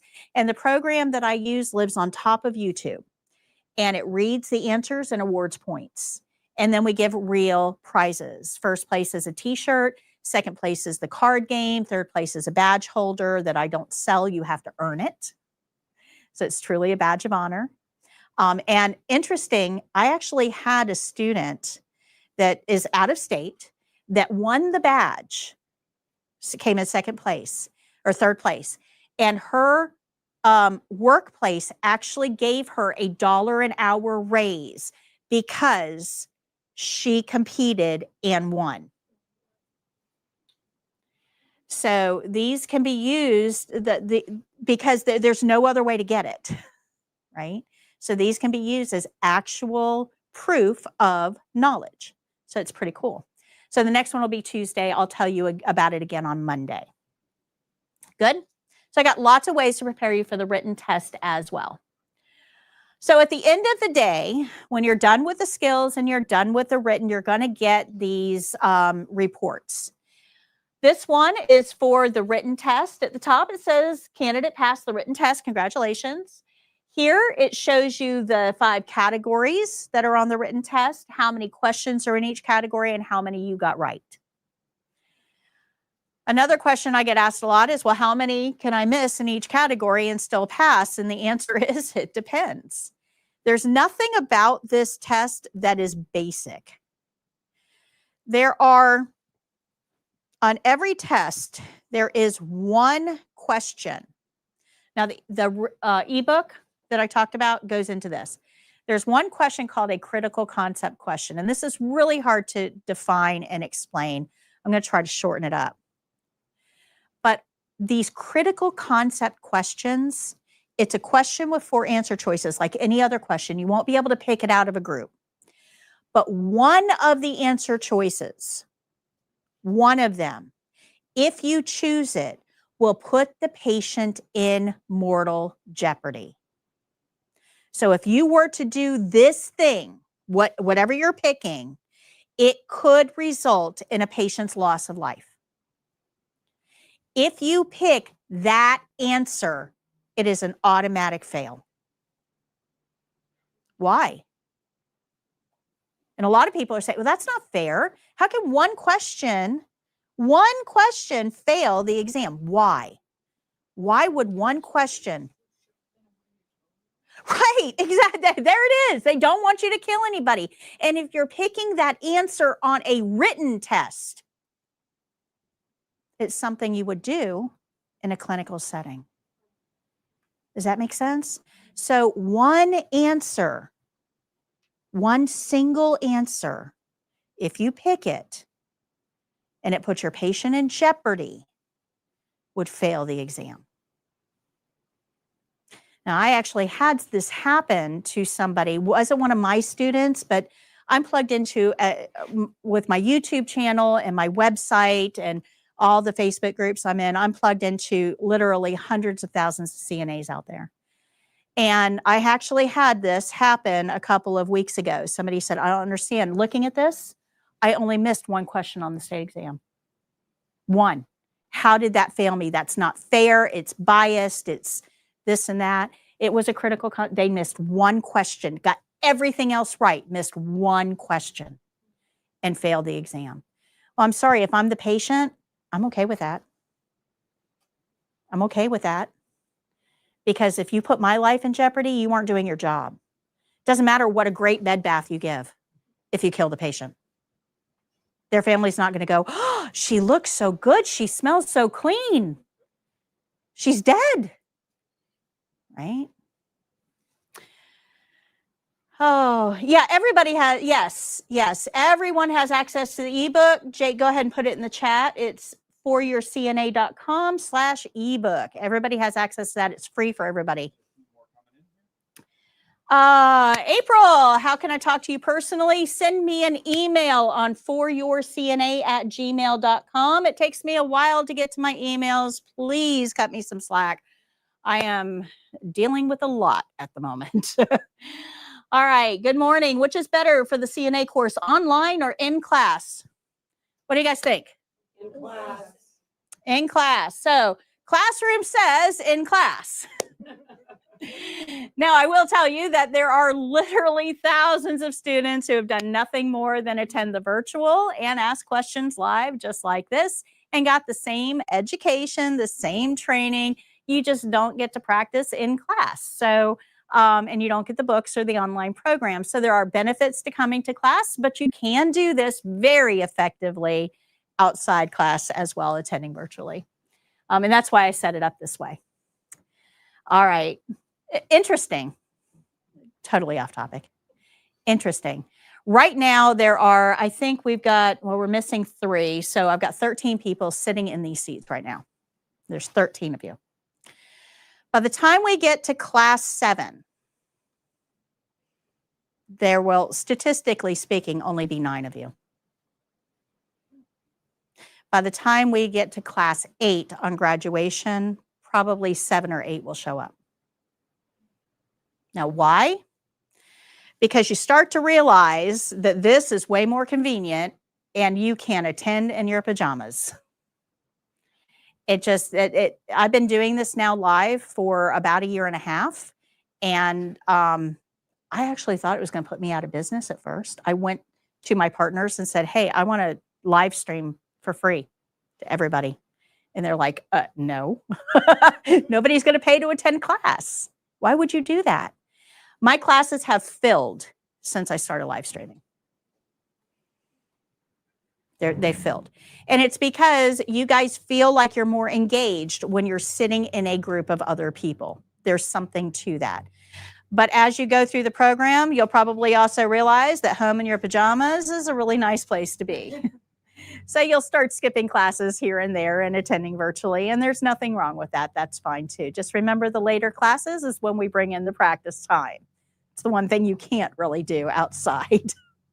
Okay, good? Questions? What format is the written test? Is it actual handwritten? Is it Scantron? Is it computerized? It's multiple choice, computerized, and one question per screen. So a question will pop up with 4 answer choices. You'll click on the answer, you'll hit next, and then you'll go to the next question. When you get to the very end, it'll give you a summary. So it'll show, that you answered question 1, 2, 3, 4, 5, all the way down to 60. So you can make sure that everything is answered. You didn't skip anything. And then before you submit it for grading, the evaluators will come over and actually check to make sure everything has been answered. They will hit submit. And then that's when you'll get these. It grades it immediately. And you'll get your printouts. Okay. So this is the one for the written. And you're also going to get one for the skills. Now, the skills up at the top says candidate passed the clinical skills test. It gives you some information here. And then down here will start the list of skills that you had. Now, somebody's going to yell at me in a minute. I told you you're going to have 3 skills. Remember these, right? 3 skills. And that's correct, but it's not the whole story. You actually are getting graded on 5. So 3 that you know about that are on this clinical skills list, your care plan, 3 skills on there. The other 2 skills are going to be what we call hidden skills. One of them is hand washing. Everybody gets graded on hand washing, but they have to grade that you know when to wash your hands as well as that you know how. So nobody's going to say, hey, go to your sink and wash your hands and let me watch. Doesn't work like that. You have to know that you're going to wash your hands before and after every single skill. We're going to talk about that in a few minutes, but you have to know that. And they're going to grade you on when and how you wash your hands. So that's skill number 4. 3 that are on your care plan and hand washing. The 5th one is something called indirect care. Now, indirect care is really hard to define. It's technical, but it can kind of be summed up with how are you making your patients feel? So think of soft skills. Facial expression, eye contact, tone of voice, explanations, greeting the patient. Remember that checkpoint we saw earlier? Said greet the patient, address by name, and introduce yourself, right? That's indirect care. So it's how does the patient feel while you're providing the care? So that's the 5th thing that you're graded on. Indirect care can fail you. About 10 years ago, there was a school down in St. Pete, and I don't know what they were thinking. I really don't. But they were training their students. I still don't understand why they did this. The student would come into the room, permission to enter the room, permission to address the patient. If you were the patient in the bed, how would that make you feel? Weird, uncomfortable. This is not human, right? So the way that we make the patient feel actually matters here. Yes, we have to get consent. Absolutely. Yes, we have to have permission to enter the room. So we're going to knock. Absolutely. But we're not going to say permission to enter the room. That's just weird, right? So the way we do these things actually matters, and that's what's going to be great in under care. Okay. So the very last sheet that you're going to get is going to look like this. Hopefully, you won't get a last sheet at all. That's my goal. Because these are your deficiencies from your clinical skills. If you don't get a sheet like this, it means you got a perfect score. A lot of my students get perfect scores. A lot of them. I'm hoping that you do too. But if you get this sheet that lists your deficiencies, and it will say at the top, item feedback, it'll tell you the skill, and then it'll tell you the checkpoint that you did not get credit for. If that checkpoint, let me back up. If you have 2 evaluators and you only get that checkpoint listed once, it did not count against you. What that means, because these evaluators have to grade you independently at the same time. They can't collaborate. So what that means is one evaluator gave you credit, the other one didn't. So the other one was off in La La Land somewhere. It did not count against you. If your feedback is listed twice, it counted against you. If you only have one evaluator, you'll only get one feedback and it will count against you. That's why we like 2 evaluators. Okay. One of the things that I tell my students is that you need to talk out your skills, especially if you only have one evaluator. Because remember, they have to be looking at this checklist. And if they're looking down here and you do something and they don't see it, you're not going to get credit for it. So if you're talking your skill out loud and they hear it, you'll get credit for it. But do you know who else doesn't know what you're doing? The patient. The patient didn't take a CNA class. They don't know what step is coming next. And this patient is in a strange place, surrounded by total strangers. They're not dressed for company. And they're laying down, which is a vulnerable position. How comfortable do you think this patient is? Do you think that they need to know what you're about to do with their body? You should be talking your skills out regardless of how many evaluators there are. Make sense? All right. So this class, if you took my class 15 years ago and you took it again today, this class is way different than what I taught 15 years ago. I've learned a lot. One of the things that I learned, my first couple classes did not go well at all. 20 years ago when I first started teaching CNA, I thought, well, I'm an RN. I'll just teach them what I know. But a CNA is not a mini RN, is it? A CNA is a CNA. And I focus on things like medical terminology and anatomy and physiology and, you know, all that kind of stuff. And that's not what CNAs need to know to do their job. So my first couple classes did not go very well. My students did not do very well on the test. And that prompted me to, wait a minute, I probably ought to need to learn this test. I really need to understand what my students are being tested on so I can make sure I'm preparing them properly. And along that journey, this is what I found out. I went through every single checklist with, if I can recite these to you now, I know them that well. Every single checklist with a fine-tooth comb. And what I found out is step 1 is always the same. All 20 skills. Step 1 is always step 1. Always. So if we all learn to do step 1 and we do it for every skill, we're good. We get that checked off. But it wasn't just step 1, it was also step 2. And as I went through, I also noticed at the end of each skill, way back here at the end of each skill, we had some other things that we had to think about, like you can't touch the patient until your hands are clean. And you have to end skill with clean hands, right? And that was the same on every single checklist. every single one. We also want to leave the call light in or near the patient's hands at the end of the skill. That's every single skill. We have to ask them about their comfort at the end of every skill. Every skill has this checkpoint. So as I'm going through this, I'm like, well, wait a minute. If these skills all have these same checkpoints, let's just learn those and do those over and over again. And then we always get our check marks. So that's what made your principles on the back wall that we're going to learn. And the first one that we're going to start with is the opening.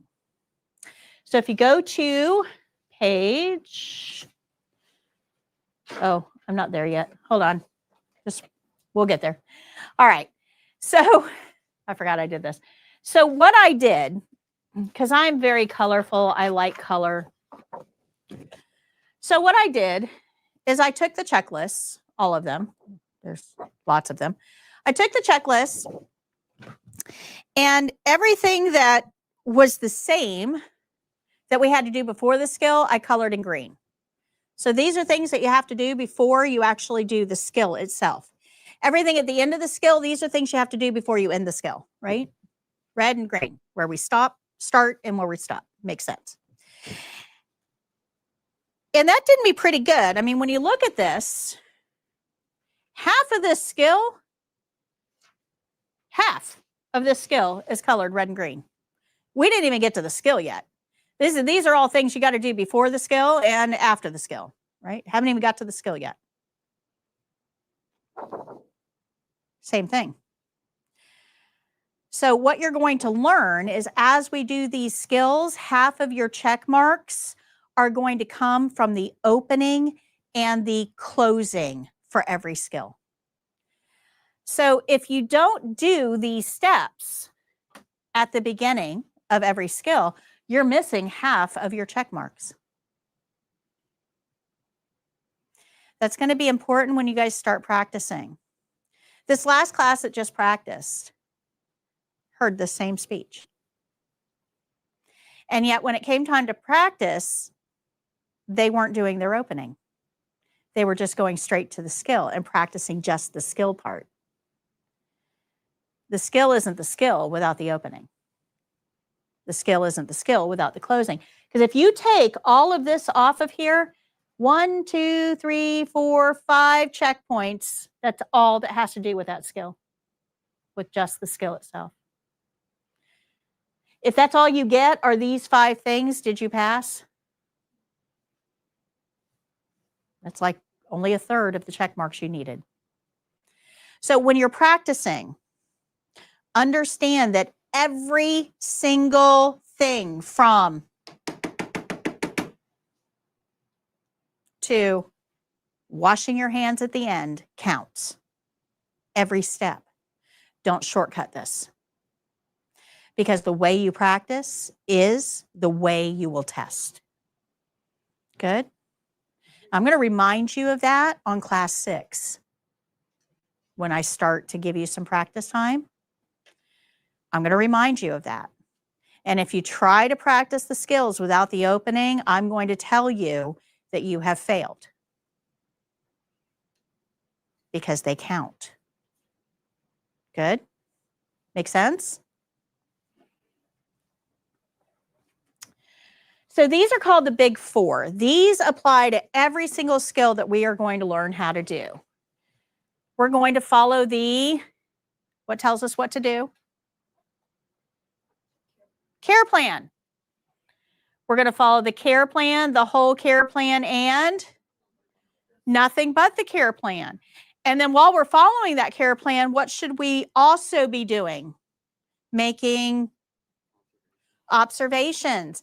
And who do we report those observations to? The nurse. So we've already learned that. We know this. We're going to read the care plan and follow it. Now, the rest of the things are going to tell us how to do that. So we have to learn the opening, which is how we start every skill. We have to learn the closing, which is how we end every skill. And we have to learn if and when gloves are required and how to use them properly. We're going to get to this on Wednesday.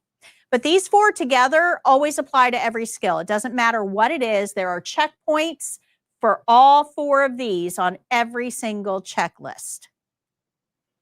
Good? Same checkpoints on every single skill. This is called the Big 4. You've got a list of all these principles on page 27, but we're going to learn them individually.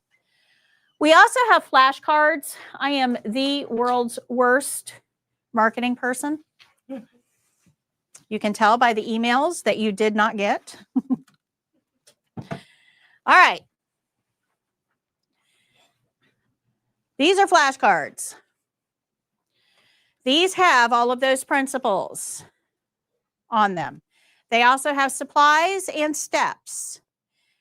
You can make your own. Perfectly okay to make your own.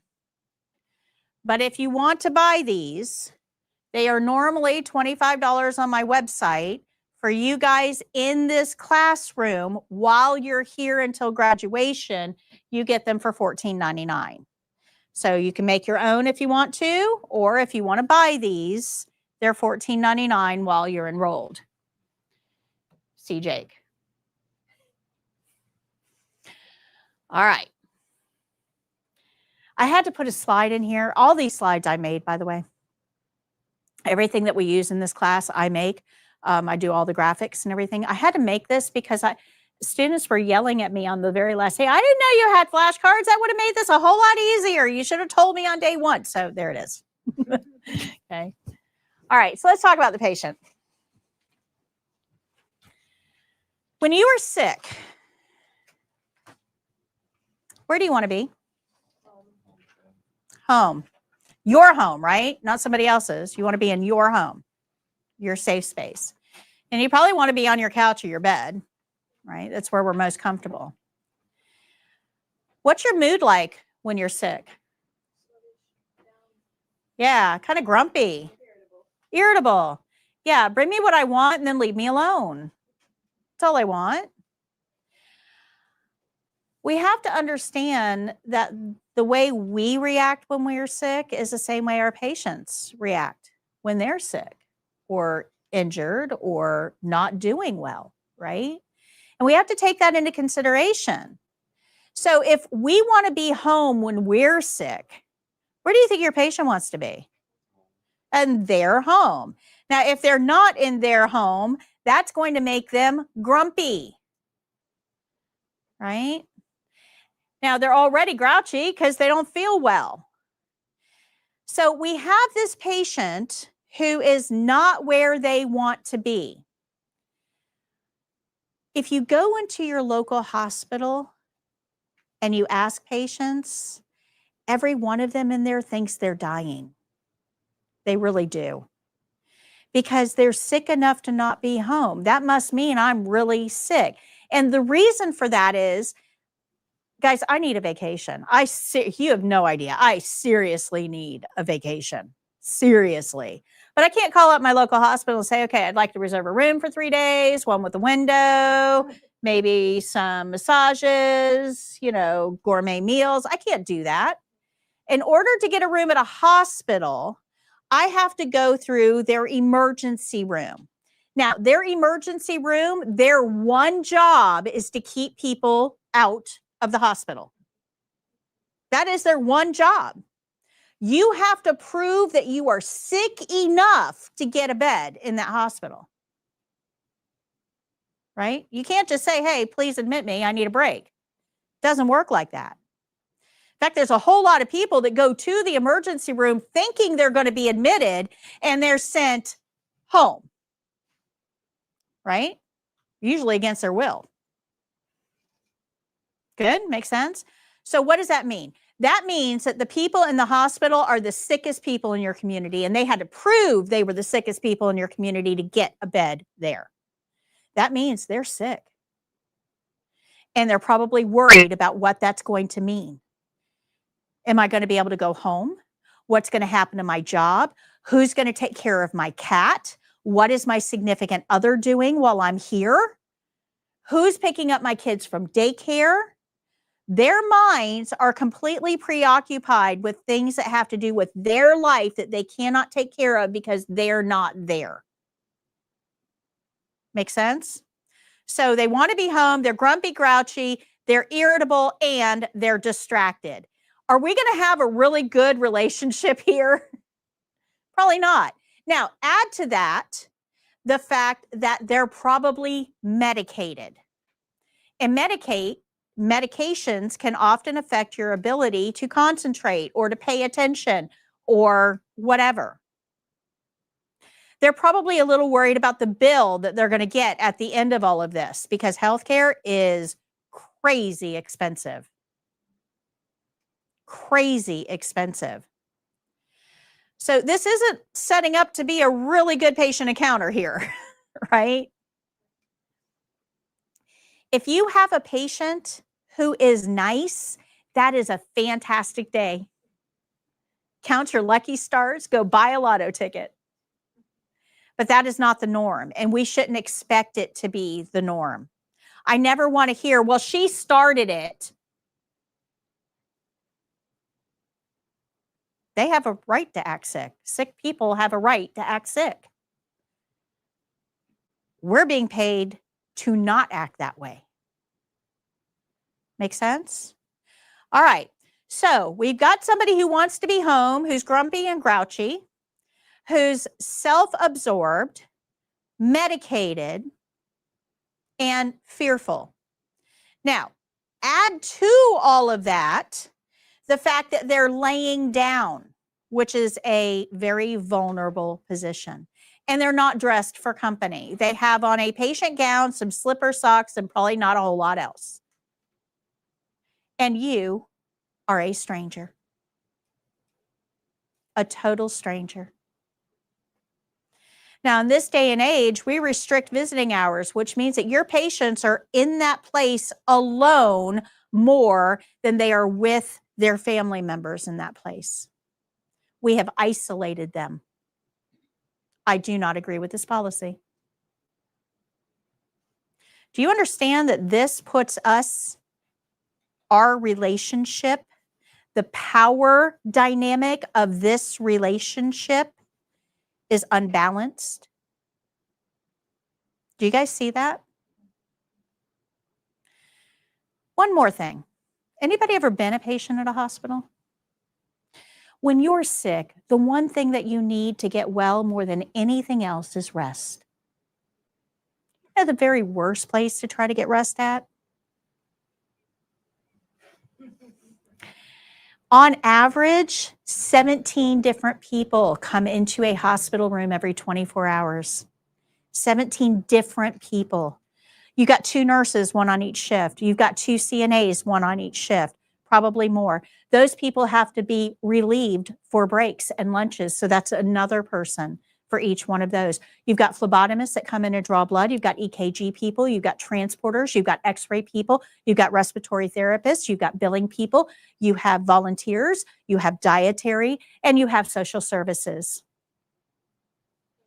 That doesn't even count the flowers that are coming in. It's a lot of people, a lot of strangers, and there's a power imbalance. This patient may get very, very defensive very quickly because they're afraid. That knowledge has to drive everything we do. Now, you think that's bad? It's way worse in a nursing home because these people can't go home. This is now their home. That means they had to give up their house, their car, their pets, their money, their everything, and live according to the wishes of other people. There is a power imbalance here. Do you guys see that? That has to drive what we do. And that's why what we're about to learn with the opening is so important. Because that's what's going to help us show them that we respect them. And it helps even out that power dynamic. Good. A lot of CNAs, unfortunately, They do. They lack that awareness, that empathy, that knowledge, and they come in and try to force patients to do things. There's already a power imbalance here. If I have to force this patient to do something, that's just reinforcing that. That patient will become defensive and combative. Make sense? Little different way of looking at things, guys.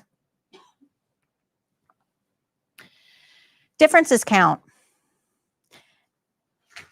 We've just kind of generalized the patient experience, but we have to understand it's going to be different for everybody. And we have to go into this with the knowledge that if your patient is there and they're not home, that means that they have lost their independence. Anybody ever lost anything like a pet or a family member or a car or a home or a job, right? There's a period of grieving you have to go through. Sure, absolutely. So it's going to affect you. It's going to affect every part of you. It's going to affect how well you can concentrate, how you see things, how you react to things. Not being able to find your favorite pair of socks can cause you to cry. And you don't know why. They're just socks, but it's just triggering me today. I'm sorry, right? Because there is a loss. Well, a lot of your patients are experiencing loss. Loss of something, loss of their health, loss of their independence, loss of their finances, loss of their job, loss of something. So we have to understand that your patients are grieving, and patients in a nursing home are grieving everything. Everything. Everything. So you think loss is bad and grief is bad? Your patients in a nursing home need sunny. They need nice. They need kind, because their buckets are bone dry. So don't go into a nursing home if you're going to have a bad attitude. Just don't. Just don't. Target tiring. Okay? They need us for more than just skills. They need us. But we can't treat them all exactly the same because they're different. They're different stages of life. They're different needs. They're different coping. They're different everything. So we've got to get to know our patients on an individual level. We've got to know the person behind the patient to effectively care for them. These are the things that robots will never be able to duplicate.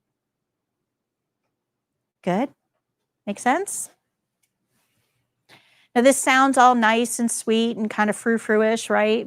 But understand it's on the test. It is on the skills test and it's on the written test. These are important topics. But more importantly, if I'm the body in the bed, it's going to matter to me. If you're the body in the bed, it would matter to you too. We're all one accident away from being the body in the bed. I'm getting older. I will be the body in the bed way sooner than I want. I'm getting older. So I'm training you guys not to take care of some patient down the road that's nameless, faceless. I'm training you to take care of me. And it's personal. Let me explain to you how personal this is. My mom had a very serious abdominal infection and ended up in the hospital with a drain, had to go through surgery. It was a really big thing. She was in the ICU. It was touch and go for a long time. And I parked myself in the chair right next to her bed. It's my mom. It only took a couple of hours before people kept showing up to the door. Oh my gosh, Miss Patty is here. What are you doing here? Is everything okay? My mom got queen treatment because I trained you to take care of me. Now, I can only hope that those same CNAs took care of everybody like that too. But I can tell you, for a matter of fact, my mom got queen treatment. Because my CNAs, the ones I train, do it right. Okay? And the employers out there know that, by the way. So a question I get asked a lot on the test is, what if I make a mistake? What if I realize, oh my gosh, I didn't put the head of the bed up? and I'm getting ready to brush their teeth. What do I do? Well, the answer is don't ignore it. Don't ignore it. Don't think that evaluator didn't see it. They did. Trust me, they did. So make a correction. All you have to do is say, I would have put the head of the bed up before I did whatever. Okay. So things that are order-based, you can correct verbally. Things that are physical actions, you actually have to do. Like I can't say, correction, I would have brushed your teeth. So order-based, we can correct verbally. Just say correction and make your correction. Skills-based, you actually do. Just say correction, I need to, perform this differently, or I need to do this again. You are allowed to make corrections.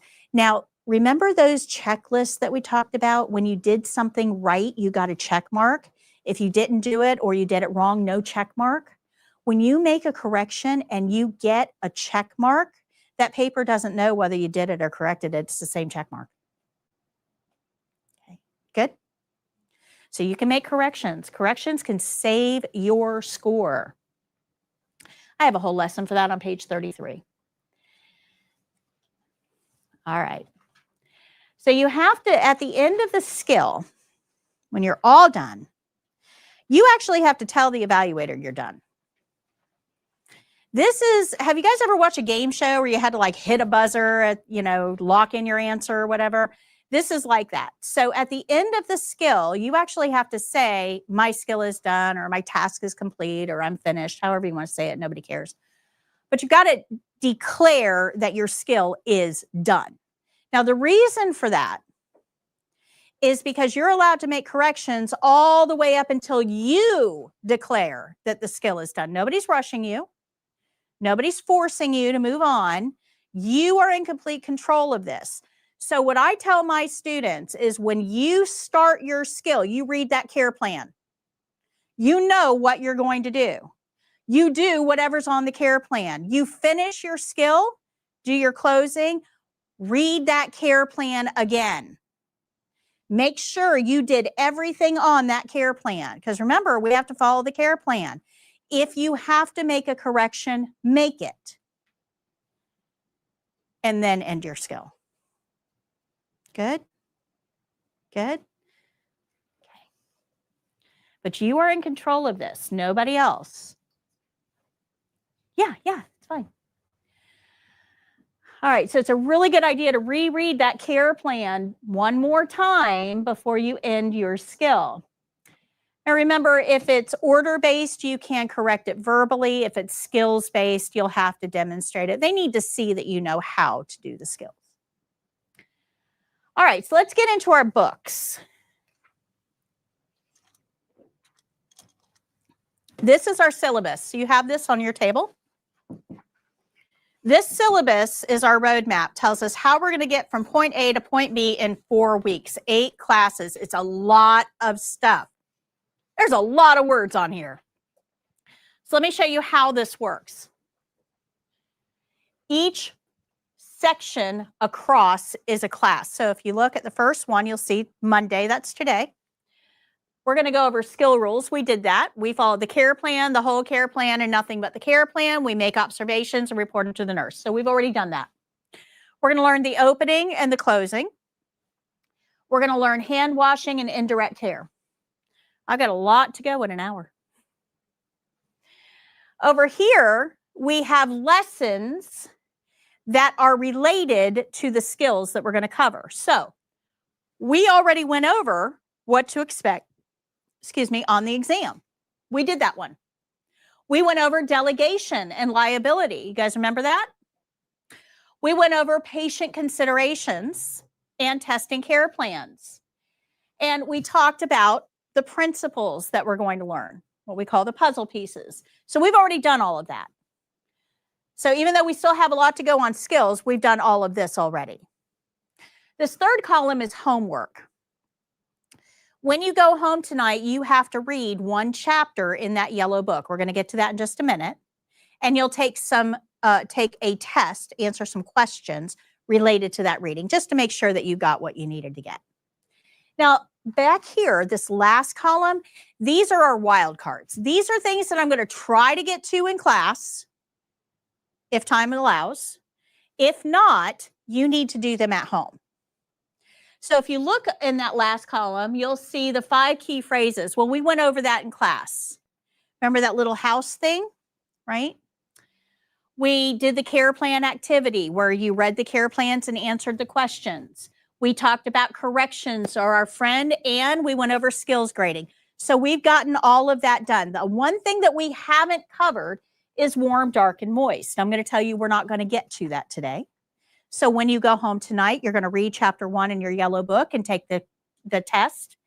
But you're also going to read warm, dark, and moist lesson because we're not going to get to it in class. Do you guys see how that works? And then if you come down here, you'll see what we're going to go over in class on Wednesday. And Monday, Wednesday, going across, it's the same thing. The skills, the theory lessons we're going to cover, our homework, and then additional study. I keep to this pretty religiously. So if for some reason you can't come to class, you'll know what we covered and you'll be able to review that information on your own. The only exception to that is on Wednesday.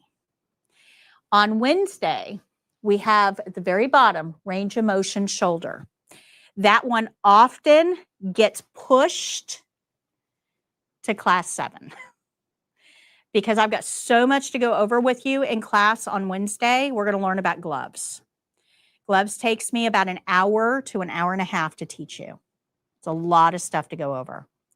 So there's a lot of times where I don't get to that range of motion on Wednesday. We'll see how it goes this week. It's still on the syllabus, but don't be surprised if it doesn't get pushed to class 7. That's pretty common. So any questions on that?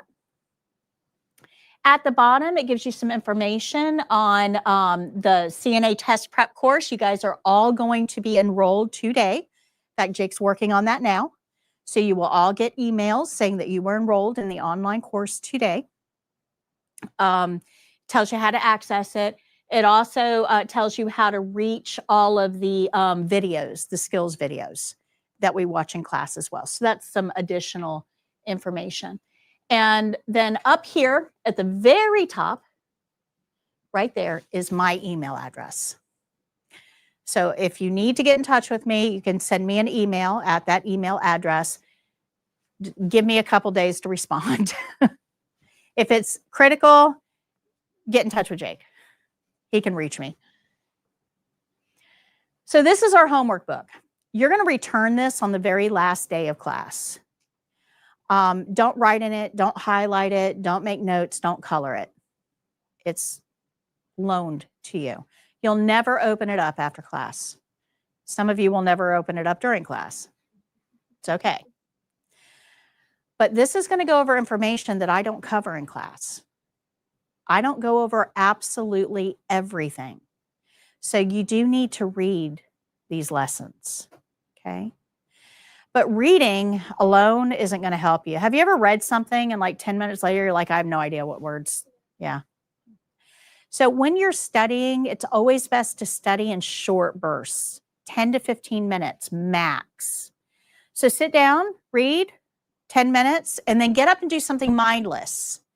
So wash the dishes, walk the dog, go outside and play with the kids, something that doesn't take a lot of brain power because your brain will catalog what you just read and put it into long-term storage for you.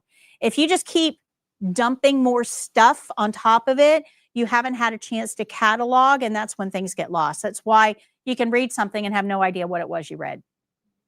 You've got to have time to put it into long-term memory. Good? The best way to do that is through physical activity. It gets everything up there moving. So go home and read chapter 1 in your book. Now, once you've read chapter 1, I want you to go in your white book, the spiral book, to page 181. Page 181 in your spiral book. This is what it's going to look like. There are 10 multiple choice questions and 10 matching questions based on vocabulary. you're going to take this test. It might take you 10 minutes, maybe. Once you've taken this test, we're going to go to page 201 in the book, very last page, and we're going to grade that test. This is your answer key for that test.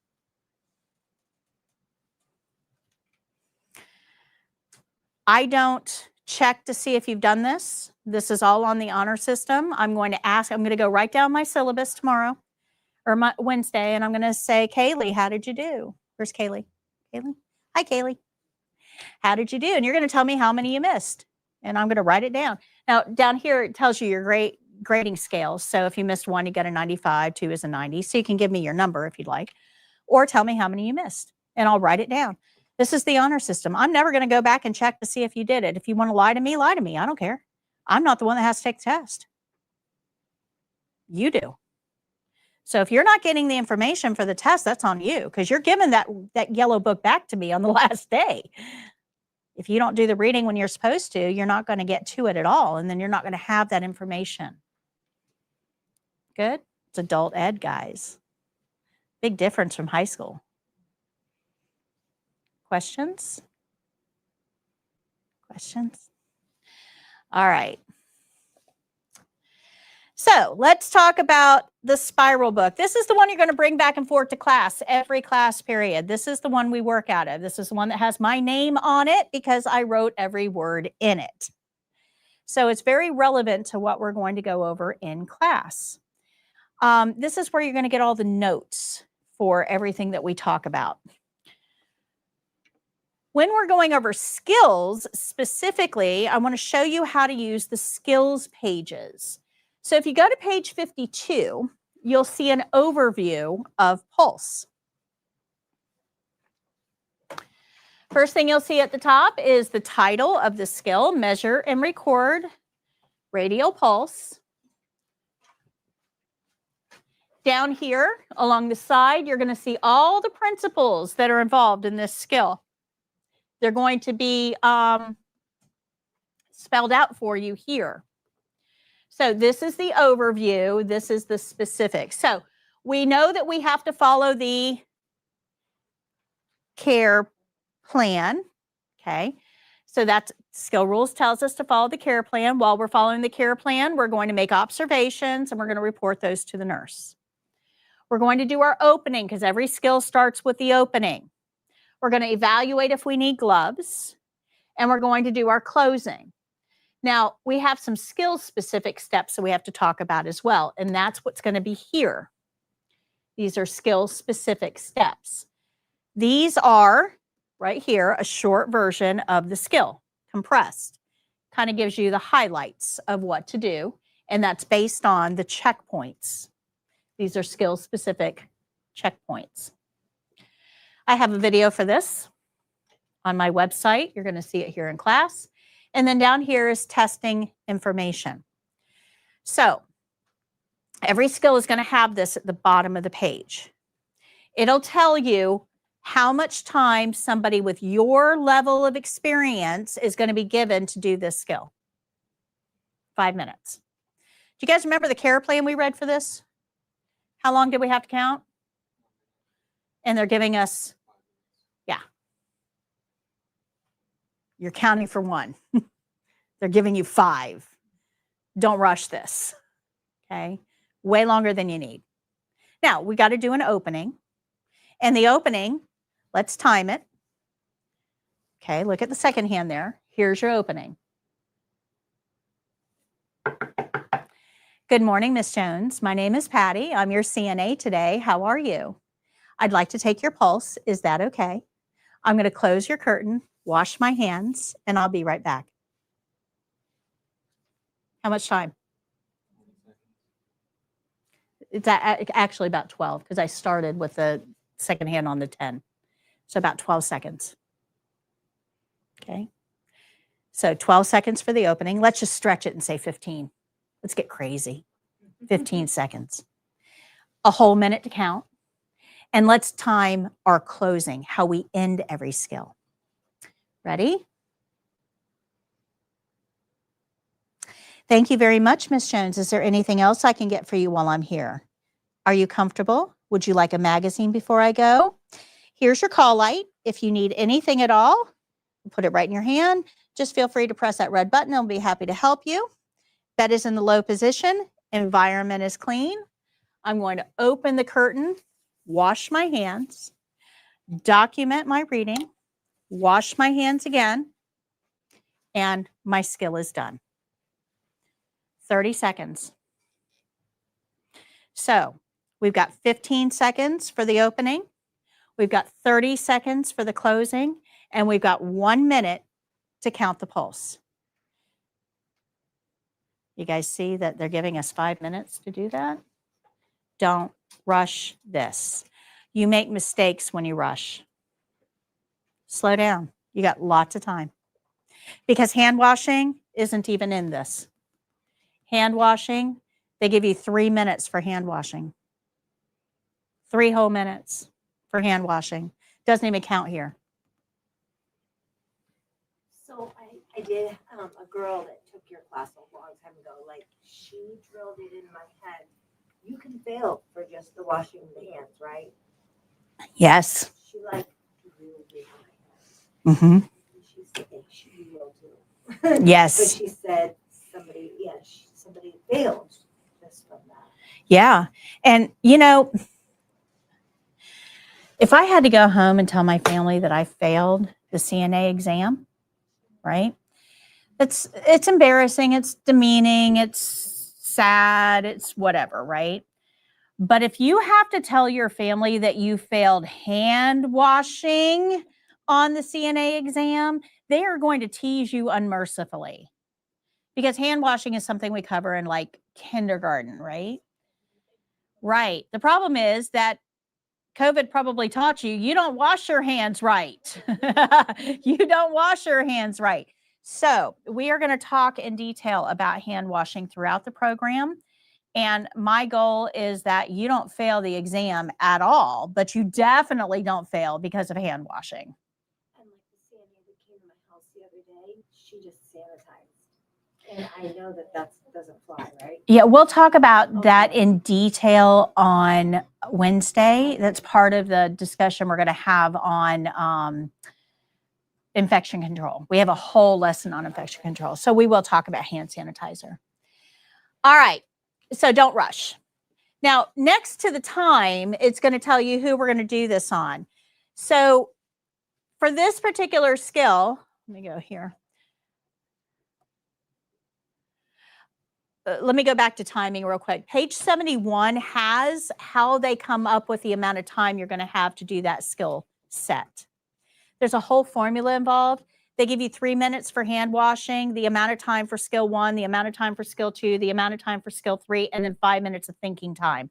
And that's what goes into giving you these times for the test. So if you get this skill set, they're going to tell you have 33 minutes to do it.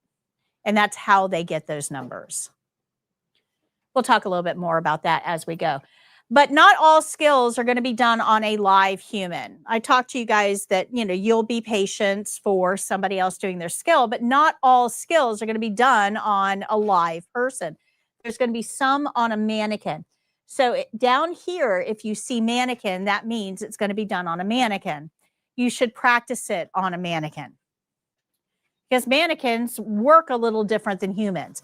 So if you're going to be testing on a mannequin, you need to get used to performing on a mannequin. Good? Questions? The next thing over is where that person's going to be positioned at the beginning of the skill. So in most of them, if you look here, you'll see bed, because most skills start with a patient in bed. But there are a few that start with a patient in a chair. You want to set this up like the state exam. So if it's a live person and they're sitting in a chair for the test, you need to have a live person sitting in a chair. For practice, you need to have a live person sitting in a chair. Okay. And then we have 4 charting skills. So if you see charting here, it means that that is one of the 4 documentation skills. Remember this? These are the 4 documentation skills. All right. So going back, go to page 53. Remember, we just went over page 52. That was our overview of the skill. Page 53 is our specifics on this skill. So at the top of page 53, you're going to see the care plan. This is the exact care plan from the state exam. This is exactly what your care plan will say when you go take your test. It's not a state secret. They publish this. Below that, at the bottom of the page, you're going to see the supplies you need. Now, this is another question I get asked a lot. Do you have to know the supplies? And the answer is yes. As a nurse, I'm not going to say, what's your name? David. I'm not going to say, David, can you go give a partial bed bath in room 312? I need you to take a bath basin, soap, lotion, 2 towels, 4 washcloths, and a patient gown and a privacy blanket in. I'm not going to do that. I'm going to say, can you go give a partial bed bath on room 312? I expect you to know what you need to do that. Right? I'm not going to list off all of your supplies. You have to know your supplies. So you have to learn them. There's no way around this, guys. You have to memorize your supplies. Okay, good. Flashcards. Page 37 shows you a picture of all of the supplies along with the different names that they are known by. Everything in healthcare has 2 names. I don't know why I didn't make the rules, but they all have 2 names. So this is a chucks, an underpad. You'll also hear it called a barrier. A bath blanket and a privacy blanket, same thing. Gate belt, transfer belt, same thing. So I gave you the names. All right. So back to page 53. So we had our care plan at the top, our supplies at the bottom, and then you've got these step-by-step instructions here. These are taken directly from that checklist. Directly from the checklist. So another question I got quite a bit is, well, why can't we have the checklists? And you can. They're up here. You can look at them. You can get them off Prometric's website. They're free and available to everybody. Problem is, they're written for nurses. You're not a nurse. They're not going to help you. So what I did is I filtered that checklist through my RN brain and wrote out step-by-step directions for CNAs.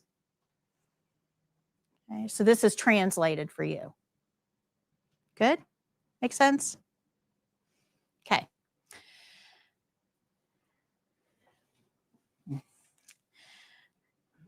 How many of you guys have ever made a peanut butter and jelly sandwich? How many steps are involved in a peanut butter and jelly sandwich? Okay. Define a lot. Give me a number, roughly. Okay. 5. Over 20. Okay, you're detail oriented. Good. 42. Whoa. Yeah, 42. So what do you need to make a peanut butter and jelly? Oh, yeah, let's start with bread. Let's start there. Bread. So your bread is in a wrapper on a counter with a twist tie on it. So you got to undo that twist tie and open the wrapper to get 2 slices of bread. Then you got to do the whole spinny thing before you can put the twist tie back on, put it back on the counter. Now you're holding 2 pieces of bread in your hand. Where are you going to put it? So you got to open the cabinet, get a plate, close cabinet, and put the bread on the plate, right? Now you need peanut butter. You got to go to the pantry or the cabinet, open it, get your peanut butter, put it on the counter. You want to go to the refrigerator, open the refrigerator, get the jelly, put that on the counter, close that refrigerator. If you leave it open, mom's going to yell. Now there's lids on those jars. So you have to unscrew the lid and take it off and put it on the counter, unscrew the jelly lid, take it off and put it on the counter.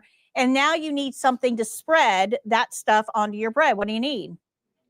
A knife. So you got to open the drawer, get a knife, close your drawer. Now you take your knife into the peanut butter, scoop it out and lather it on the bread. Wipe it off on the other slice of bread, right? Before you get your jelly. And you spread that on the bread. Now you've got to put the lid back on the peanut butter and put the lid back on the jelly. And then you put the jelly back in the refrigerator and the peanut butter back in the pantry. The knife goes into the sink. Put your 2 pieces of bread together and now you can eat. And it's 42 steps. Yeah, we haven't toasted our bread. We haven't done anything. Okay, why am I bringing that up?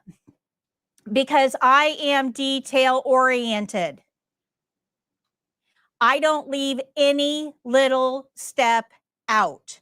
So when you look at this and you go, oh my gosh, there are 19 steps to this skill. Oh my gosh, that's a lot of steps to remember. No, it's not. 42 steps, you've got peanut butter and jelly down flat, right? You don't think about those 42 steps, do you? You might think 4 or 5 steps. Bread, peanut butter, jelly, eat. Right? You shorten it in your mind. When you do this once or twice, you're going to shorten it in your mind, and that's fine. But the first time you do it, you need all of these steps so you're not making things up. The good news is that all of these skills that we're going to learn are less than 42 steps. So theoretically, everything we're going to learn how to do is easier than a peanut butter and jelly sandwich. Don't get caught up with the number of steps. I need them all there to show you exactly when to take the cap off of the toothpaste so that there's no question in your mind. When I say I'm detailed, I mean I'm detailed, but it's for your benefit. Okay, good. All right. At the end of every single skill is going to be a brief fill in the blank to make sure that you understand what you need to know to do that particular skill. So these lessons are all interactive. You're going to be put into the online course today, and the online course has interactive activities. I have a picture of every single step, and you get to put them in the right order. Okay. All right, so we now know skill rules, right? We follow the whole care plan, and while we're doing that, we should be making, and we report them to, okay. All right. Good? Am I going too fast? All right, so now let's learn how to start every single skill. This is called the opening. This is going to be on page 30, and this is going to apply to every single skill that we do. You've heard me do the opening already. This is a principle. Remember, our care plans don't tell us about principles. The care plan isn't going to tell you, do the opening. These are all things we have to know. If it's on the back wall, we have to know it. Okay? So when it comes to the opening, page 31 has the steps involved and kind of a little script for you to follow. But your opening sounds like this. We always start with a knock. Every opening starts with a knock. Hi, Mr. Jones. My name is Patty. I'm your CNA today. How are you? Great. I need to, whatever, insert name of skill here. Now, when it comes to the skill, you can put it in your own words. I'm here to take your pulse. I'm here to get your vital signs. However you want to put it is fine. Or during the test, if you're super crazy nervous and your brain has taken a vacation and exited stage left, you can actually take the care plan and read it right off the care plan. I am here to measure and record your pulse. Okay. It's fine. You're getting your check mark. I would prefer it to be a little more personal, but you'll still get your check mark. Okay. So you can put it in your own words. You can read it off the care plan. Either way is fine. So, good morning, Ms. Jones. My name is Patty. I'm your CNA today. How are you? Great. I need to get your pulse. Is that okay? Now, I want to ask, is that okay? Because the patient has the right to say no. That's part of patient rights. They have the right to refuse any skill at any time for any reason, and we go hands off because no means no. No means no everywhere. Everywhere. So let me give you an example of how weird this is if no doesn't mean no. How many of you guys have ever gone to the movies? Oh, I'll pick on you. So let's say you go to the movies on Friday night, and I come in right after you, And instead of a bowl of popcorn, I've got this little basin with me. And you sit down and I sit down right next to you. And as soon as you sit down, I bend over and start untying your shoe. Now, you don't know me. This is getting really weird, really quick. And you go, what are you doing? And I say, well, I'm just going to do foot care while you watch a movie. Just watch a movie. Don't worry about it. I'm just going to do foot care. Are you going to let me do foot care on you at the movie theater? Why? Weird. Absolutely. Now, she said no. What does no mean? No. If I kept doing foot care on her, she could call 911 and I could be arrested for battery because I'm touching another body without permission, and that's called battery. Not to mention the fact that that's just creepy and weird, right? It doesn't matter whether it's a movie theater, a hospital, a nursing home, somebody's house. It doesn't matter. If the patient says no, it means no. And if you persist, then you can be charged with battery, touching another person without their permission. I don't care what the care plan says. The care plan does not take precedence over the patient's right of autonomy. We have to get permission. What do nurses and CNAs do? Do they get permission from the family, say when someone's in a coma or something? So yeah, if the patient is in a coma, the consent is, the term is implied consent because they can't, they're not in a position to be able to refuse, and the care has to be done. Dementia is a little bit different. With dementia, we don't get consent as much as we give limited choices. Would you like foot care now or after lunch? Never ask a dementia patient a yes, no question. You'll always get no. We'll talk about that later, but that's their default no, no, no, no. And it's all about power. Remember we talked about power dynamics, right? It's all about power. It's the same reason your 2-year-old tells you no. It's all about autonomy and power. They're trying to level that power dynamic. And the only way they have to do that is to use the word no. It's the only power they have. So we don't let them use no. We just give them limited choices where no is not one of the options. Now or after lunch. Okay. Do that with a 2-year-old. You'll get much further. You will. All right. So for the test, everybody is Mr. or Mrs. Jones. One word, one name. Everybody. You are all Mr. and Mrs. Jones for the test. It just makes it a little bit easier. So each component of this, as we're going through it, the first thing we're going to do is read the care plan, and then we're going to knock. Every skill starts with the opening. Every opening starts with a knock. Doesn't matter how many times you knock. I don't care. Now, for the test, we don't have to wait for them to say, come in. It's considered an open door policy. We're knocking as a courtesy. Okay? You don't have to wait. If the door is closed in a clinical setting, please do not open that door until you get a come in. Lots of things happen behind closed doors. There are some things your memory banks cannot erase. Okay? All right. This is a graded checkpoint, guys. Do you see?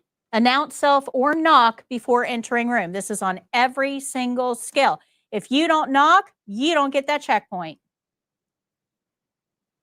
Good? All right, we're going to greet the resident. Hello, good morning, good afternoon. I don't care what you say, but be nice. Greet the resident. I usually try to ask, how are you? And the reason I do isn't to be nice. This is all self-preservation, guys. My time matters. I want to know how my patient is doing before we get into the skill. Because if they go, yeah, I'm a little nauseous and dizzy and feeling really weak and crappy, and I'm not going any further because all of that stuff needs to be reported to the nurse. I'm going to go find my nurse. Oh, I'm so sorry to hear that, Mr. Jones. Let me go let the nurse know. I'll be right back. But I'm not going to get into the rest of the opening and start the skill. And they are not, remember, stable patient. You guys remember stable patient? Is this patient stable? It's not our patient. That's the nurse's patient. Good? Makes sense? So I like to throw a how are you in there. How you doing? How you feeling today? How are things going? Before we ever get into the skill. Because if this patient says crappy, stop right there. I don't need to tell them what I was here to do. That's a waste of time because we're not doing it. Okay? So, good morning, Miss Jones. How are you? I just throw that anywhere in the opening and it saves me a ton of time. That is a graded checkpoint, greeting the resident. We're going to address them by name. This is an ID band. We do not use them for the test. There is no ID band. You cannot check one for the test. You have to address the patient by name because it is a graded checkpoint. By name. Now, question you're going to ask is, what if you can't address the patient by name? What if they have dementia? What if they can't talk? Remember that whole care plan thing, right? The nurse went in and did an assessment, made a care plan to tell everybody else what to do. You guys remember that? Yeah, if they can't tell us who they are, that came up during the assessment, and there's something on the care plan that tells you what to do. The roadmap's already there. All you got to do is read it. Good? Good. So hi, for the test, everybody can talk. You guys are all patients for the test. You can talk. So hi, Ms. Jones. Okay. All right. Once we have addressed them by name, we are going to introduce ourselves by name and title. So I'm Patty, your CNA today. The title is important because if I just walk in and say, hey, I'm Patty. So are you Patty, the person that brings the needle? Or are you Patty, the person that brings the cookie? Because I'm going to respond to those two people way differently. Okay. So your role here is important. I'm Patty, your CNA today. And then it's a graded checkpoint. And then we're going to tell them why we're there. Insert name of skill here. I am here to whatever. And then that's a graded checkpoint. We're going to get permission. Is that okay? The simple statement, is that okay? If the patient says no, you want to find out why. Nicely, not, why not? I've got a job to do. You're keeping me from doing what I need to do. We're not doing that. Can I ask why? Is this a bad time? You're not feeling well? What's going on?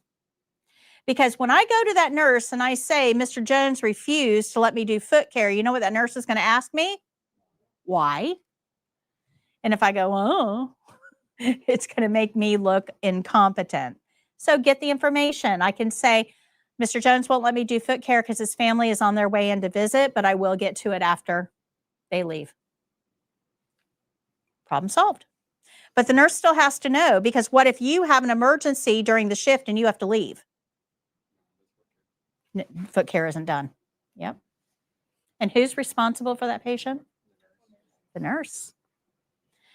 All right. So getting permission is a graded checkpoint. And then we're going to close the privacy curtain. Let's talk about that curtain, though. So the privacy curtain is a graded checkpoint.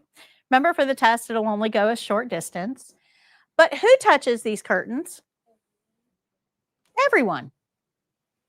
Staff members, patients, family members, volunteers, transporters, everybody touches this curtain. And a lot of them do it with soiled hands or soiled gloves. Can we consider this curtain to be clean? In a clinical setting, it's only taken down and physically washed, like in a washing machine, once a year. In between, think about all the patients that are in this hospital bed in a year, because you're usually only there a day or two. In the meantime, housekeeping sprays it with a disinfectant spray, and that helps.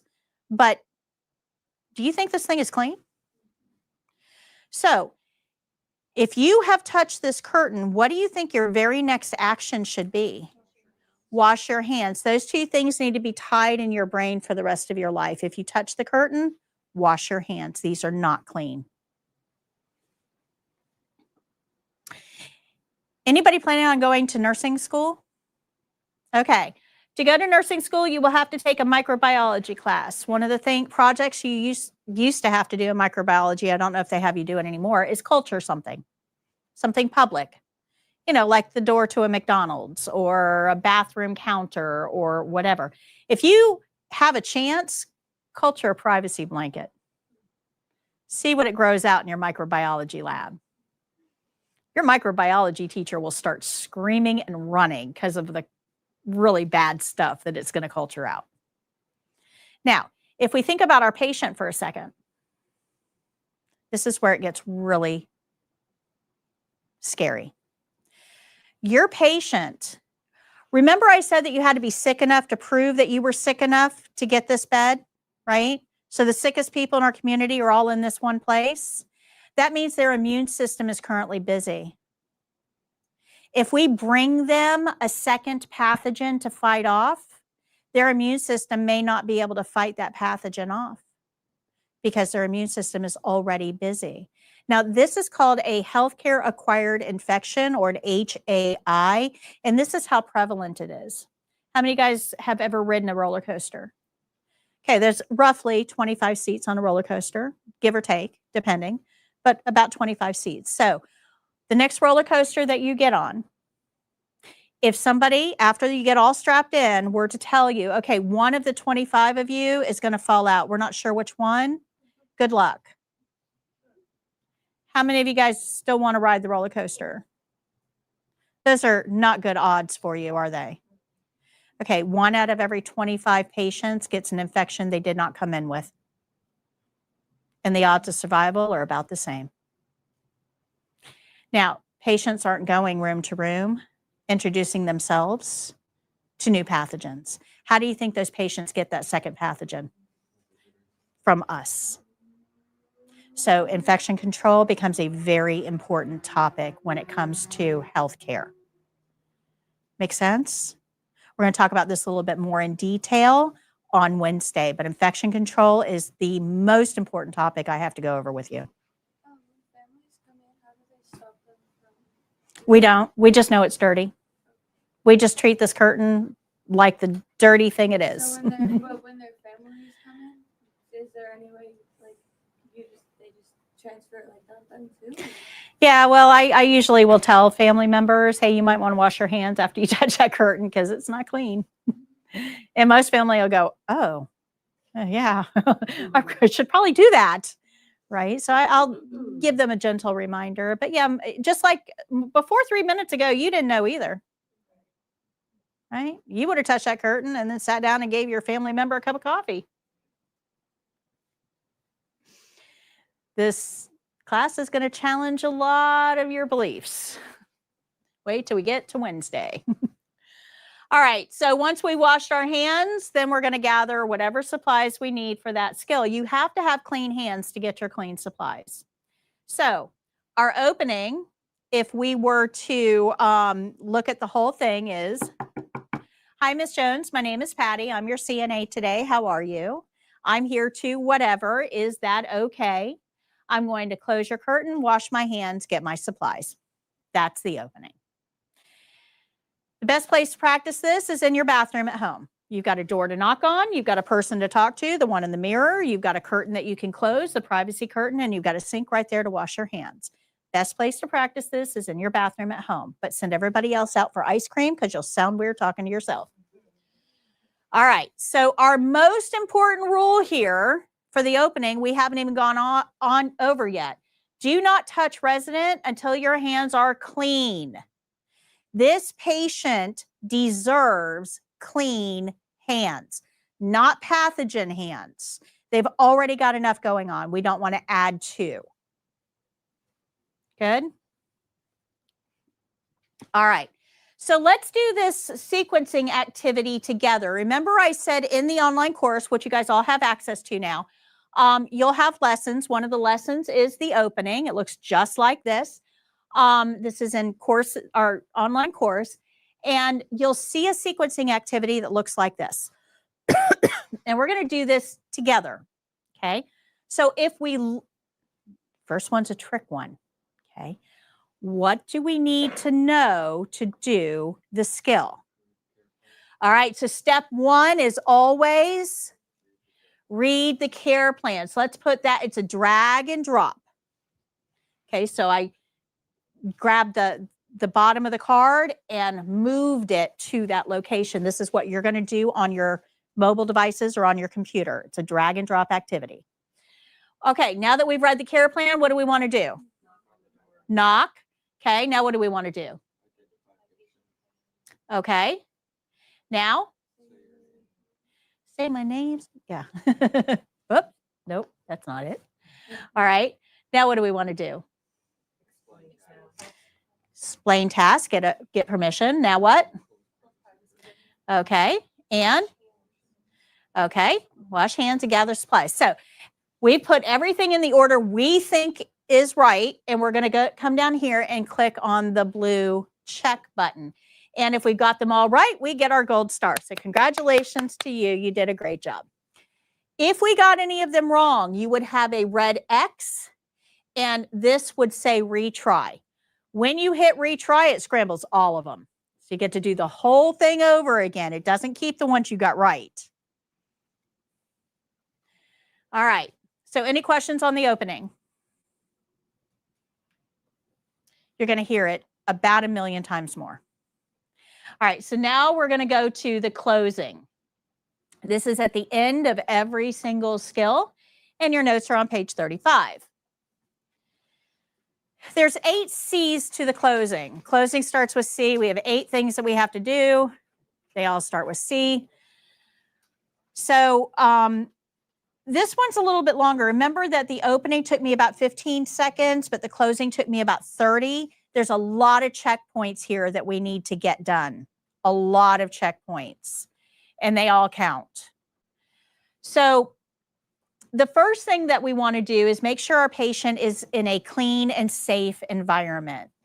So I'm going to look around and make sure that I've picked up all the trash, everything is put away, it's nice and neat. I might even arrange the sheets to make sure they look good. You know, leave your patient looking better than you found them. That's a great way of looking at this.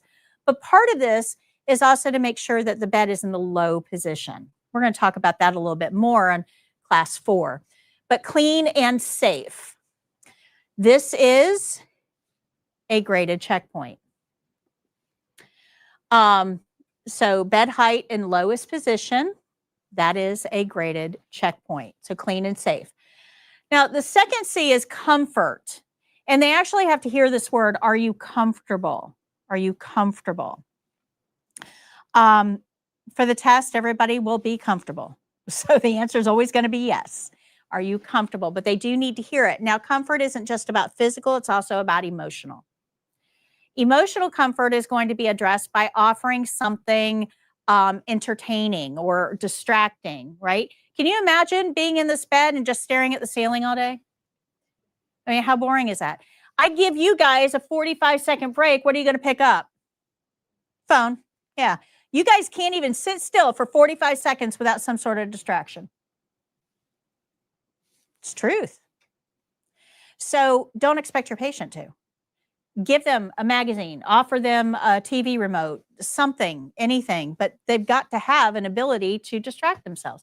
So are you comfortable is going to encompass both physical and emotional comfort. So we're going to address preferences. I don't want to see knobby knees. Remember, this is a power imbalance. They are laying down, not dressed for company. If you take that sheet away and all they have on is a patient gown, they are going to feel very vulnerable and very exposed, probably a little cold too. So they need to be covered at the end of the skill, either with a sheet or with clothes. I don't care. No knobby knees. Don't let me see their knobby knees. Okay, good. All right, that's a graded checkpoint. We're going to open the curtain. For the most part, you don't want to leave the curtain closed. Closed curtains isolate the patients, can lead to depression and loss of appetite, failure to thrive, all kinds of really bad things. So we're going to open the curtain unless there's a need to leave it closed. If the patient asks for it closed, I would notify the nurse. hey, patient doesn't want the curtain open. And the nurse may go, okay, I don't care. It's fine. Or the nurse may go, they've been doing that for a couple days now. Maybe I need to assess for depression. Remember, these are high-risk patients. They've had a lot of loss in their life. Good? Questions? So we're going to open the curtain. Is that curtain clean? Okay, so if we've touched a curtain, what do we need to do? Wash our hands, right. We're also going to give them their call light. Now, the call light is at the end of every skill. Give them their call light. I usually tell them how to use it. Press the red button if you need me, because they're medicated and distracted and all the things we talked about earlier. But they got to know how to call for help. That's the whole reason they're here. If they didn't need help, where would they be? Yeah, a lot of CNAs lately, and this drives me insane. A lot of CNAs will hide the call light from the patient and accuse the patient of abusing the call light. It is not, ever. Remember that your patient is there for help. How do they notify you that they need help if they don't have the call light? That is the whole purpose of them being there. If they didn't need help, they would be home. You hiding the call light can actually result in a criminal charge. Negligence. As it should. Absolutely. Absolutely. So we have clean and safe, comfort, curtain, call light. Everybody good so far? The way you do those, the order you do those does not matter. I know this curtain is dirty. Absolutely. 100%. But so is that call light, guys. That call light, patients will scratch what itches. And then they're going to hit the call light to tell you about it. Those call lights are not clean. So we have to think about cooties. So we're going to go all the way back to second grade and think about cooties, right? This patient's cooties are their cooties. They belong to the patient. So they can touch their own cooties. Cooties don't affect them, right? So anything that they have touched that have their cooties is fine for this patient. So once I have clean hands and do my skill, whatever I touch is fine, as long as it's just the patient's own cooties. So I can open the curtain and give the call light. Perfectly okay. It's all their own cooties, their environment. Make sense? So the order that you do those first 5 C's does not matter. Nobody cares. But now you've cootied up. You got all this patient's cooties all over your hands. Now that we've gotten all those things out of the way, what do we want to do? Wash your hands. Absolutely. Get rid of those cooties. You will see this guy quite a bit. This is our cootie guy. So we're going to wash our hands. Now, if we have to document, remember we have 4 documentation skills, right? Pulse, respiration, feeding, and drainage bag. So if we have to write something down, this pen lives in my pocket. I only want to touch this pen with clean hands because it lives in my pocket and it's going to go home with me at the end of the day. And I don't want facility germs in my house. So we need clean hands to touch our pen. So we're going to wash our hands and then document. But we have a checkpoint that says end skill with clean hands. And this is on every single skill. End skill with clean hands. So after I have documented, what do I need to do? Wash my hands again. So documentation skills require 3 hand washings. 1 during your opening before you touch the patient. 1 at the end of the skill. And 1 after documentation. Good? We'll talk about simulations a little later. All right. So, any questions on that? End skill with clean hands. When it says ensure clean environment, should we speak that out loud during the test? I usually do. Your environment is clean and your bed is in the low position. Okay. You'll hear me say that. Yep. Okay. I wasn't sure just because it seems like it's more like a observing thing. It is an observing thing, but a lot of our skills require supplies. You're going to learn on Wednesday that supplies require a barrier. So we're going to put a barrier on the table, get our supplies. At the end of the skill, you've got to make sure that all of the supplies have been put away and the barrier's been thrown away. So there's going to be a physical action that has to happen as well. But if there's nothing to address, we would just say your environment's clean. All right. So those are the 8 C's: clean and safe environment, comfort, covered, curtain, call light, clean your hands, chart, and clean your hands again. That's a lot of C's, isn't it? All right. So at the end of the skill, you have to end with clean hands and a patient who feels cared for and about. Good. All right. So now let's talk about hand washing. Ooh, I might keep you like 3 or 4 minutes over. Just bear with me. Let's talk about hand washing. So page 44 is going to give us our, hey, Jake, pull up the hand wash. Don't put it on yet, but just pull up the hand washing video, please. Get it prepped. Yep. All right. So if you look at page 44, thank you. If you look at page 44, you can see the skill-specific steps that we're going to have to do for this skill. This is the checklist. This is the only skill that I actually put the testing checklist on the page for you because hand washing is so specific. I want you to see why we have to do each one of these steps to bring that together for you. And remember that hand washing is going to be done at the end of your opening and the end of your closing. So during the opening, you cannot touch the patient until your hands are clean. During the closing, hand washing is always the very last step we do. Good? Good. Okay. So step-by-step instructions are located on page 45 on hand washing. And you're going to read all about warm, dark, moist lesson yourself when you go home. Jake's going to show you this video, but one of the things I want to point out about this video, this is, we just finished these. These are, the last class was the first class that used the newest videos. On this, it's me. You're going to see it. The videos are me. But on this video, on the bottom of the screen, you're going to see the actual testing checkpoints as I do the step.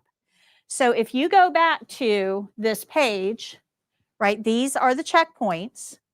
You're actually going to get to see the checkpoint that action meets. So you're going to see this for every single one of the new skills. For the new skills, I actually put the testing checkpoints right on the screen as I'm doing the step. So you can kind of bring those two together. All right, Jake, go ahead. Yep.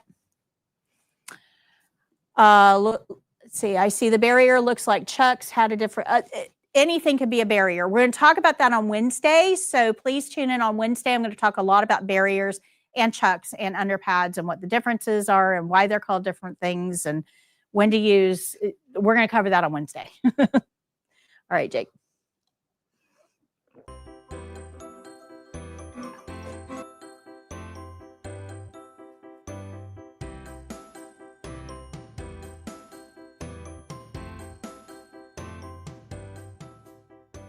As I approach the sink, I can touch the faucet with my unclean hands because the faucet is not clean. I'm going to turn the water on to a comfortable temperature and wet my hands thoroughly.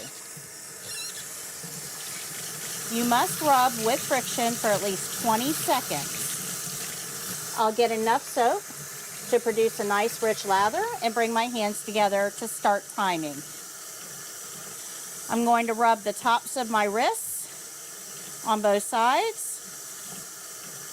the back of my hands, interlacing my fingers, in between my thumb and index finger, making sure that I cover all areas with sufficient friction. The bottom of my hand by my pinky and the palm of my hand. After cleaning my hands, I'm going to go down my fingers with my thumb to clean the cuticles. I'm going to circle my nails on the palm of my hand and then rinse. Being careful not to touch the faucet or the inside of the sink. After rinsing, I'll tap to keep the water confined in the sink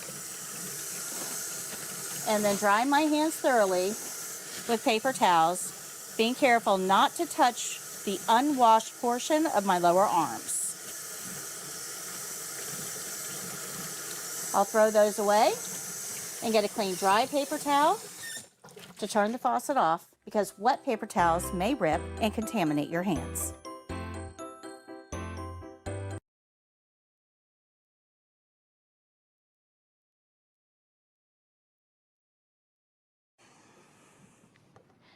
Any questions on that?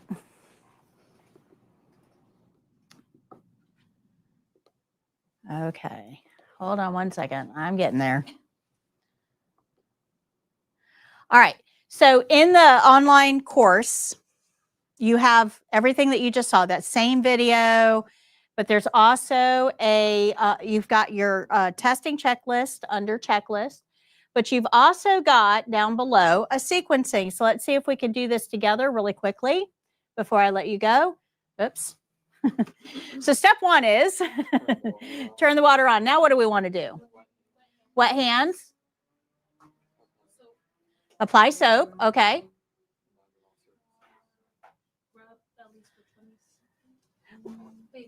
Let's lather first, right? And then we're going to rub. Okay.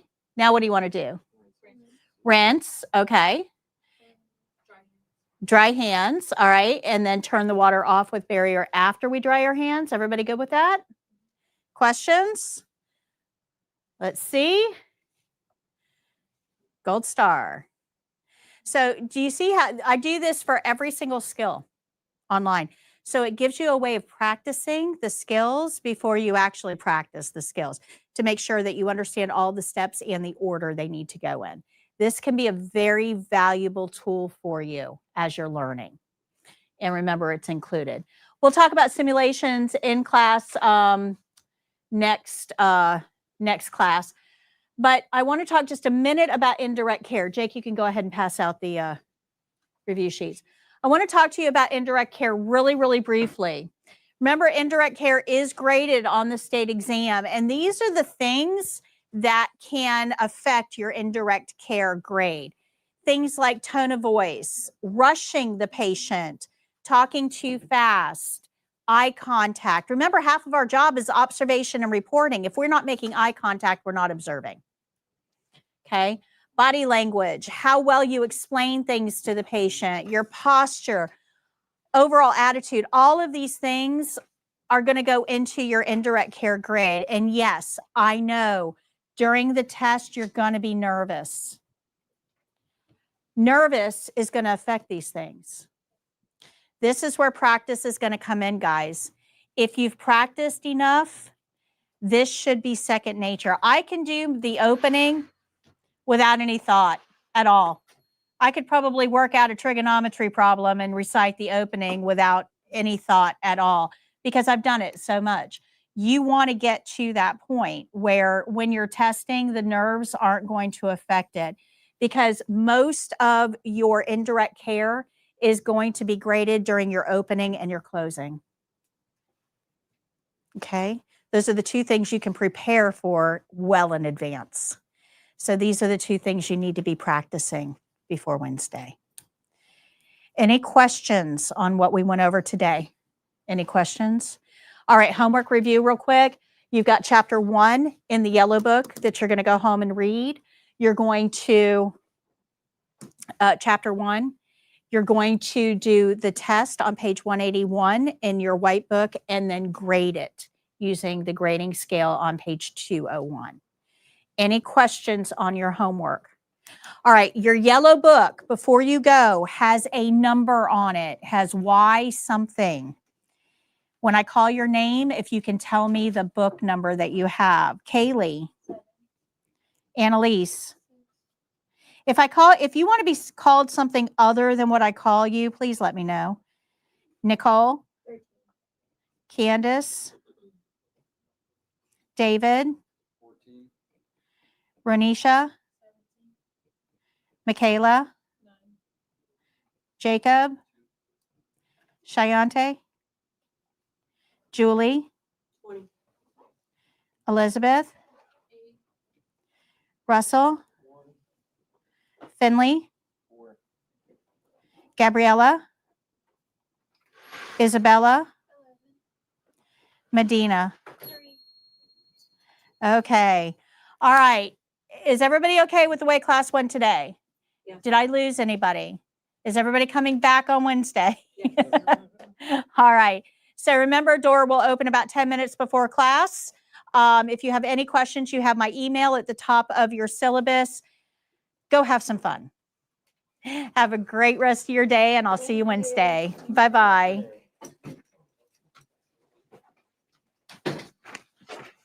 Those of you that are joining virtually, thank you so much for tuning in. We appreciate it. We'll see you on Wednesday at 9 a.m. for our next class. Until next time, happy caregiving. Bye. Because online it's Monday.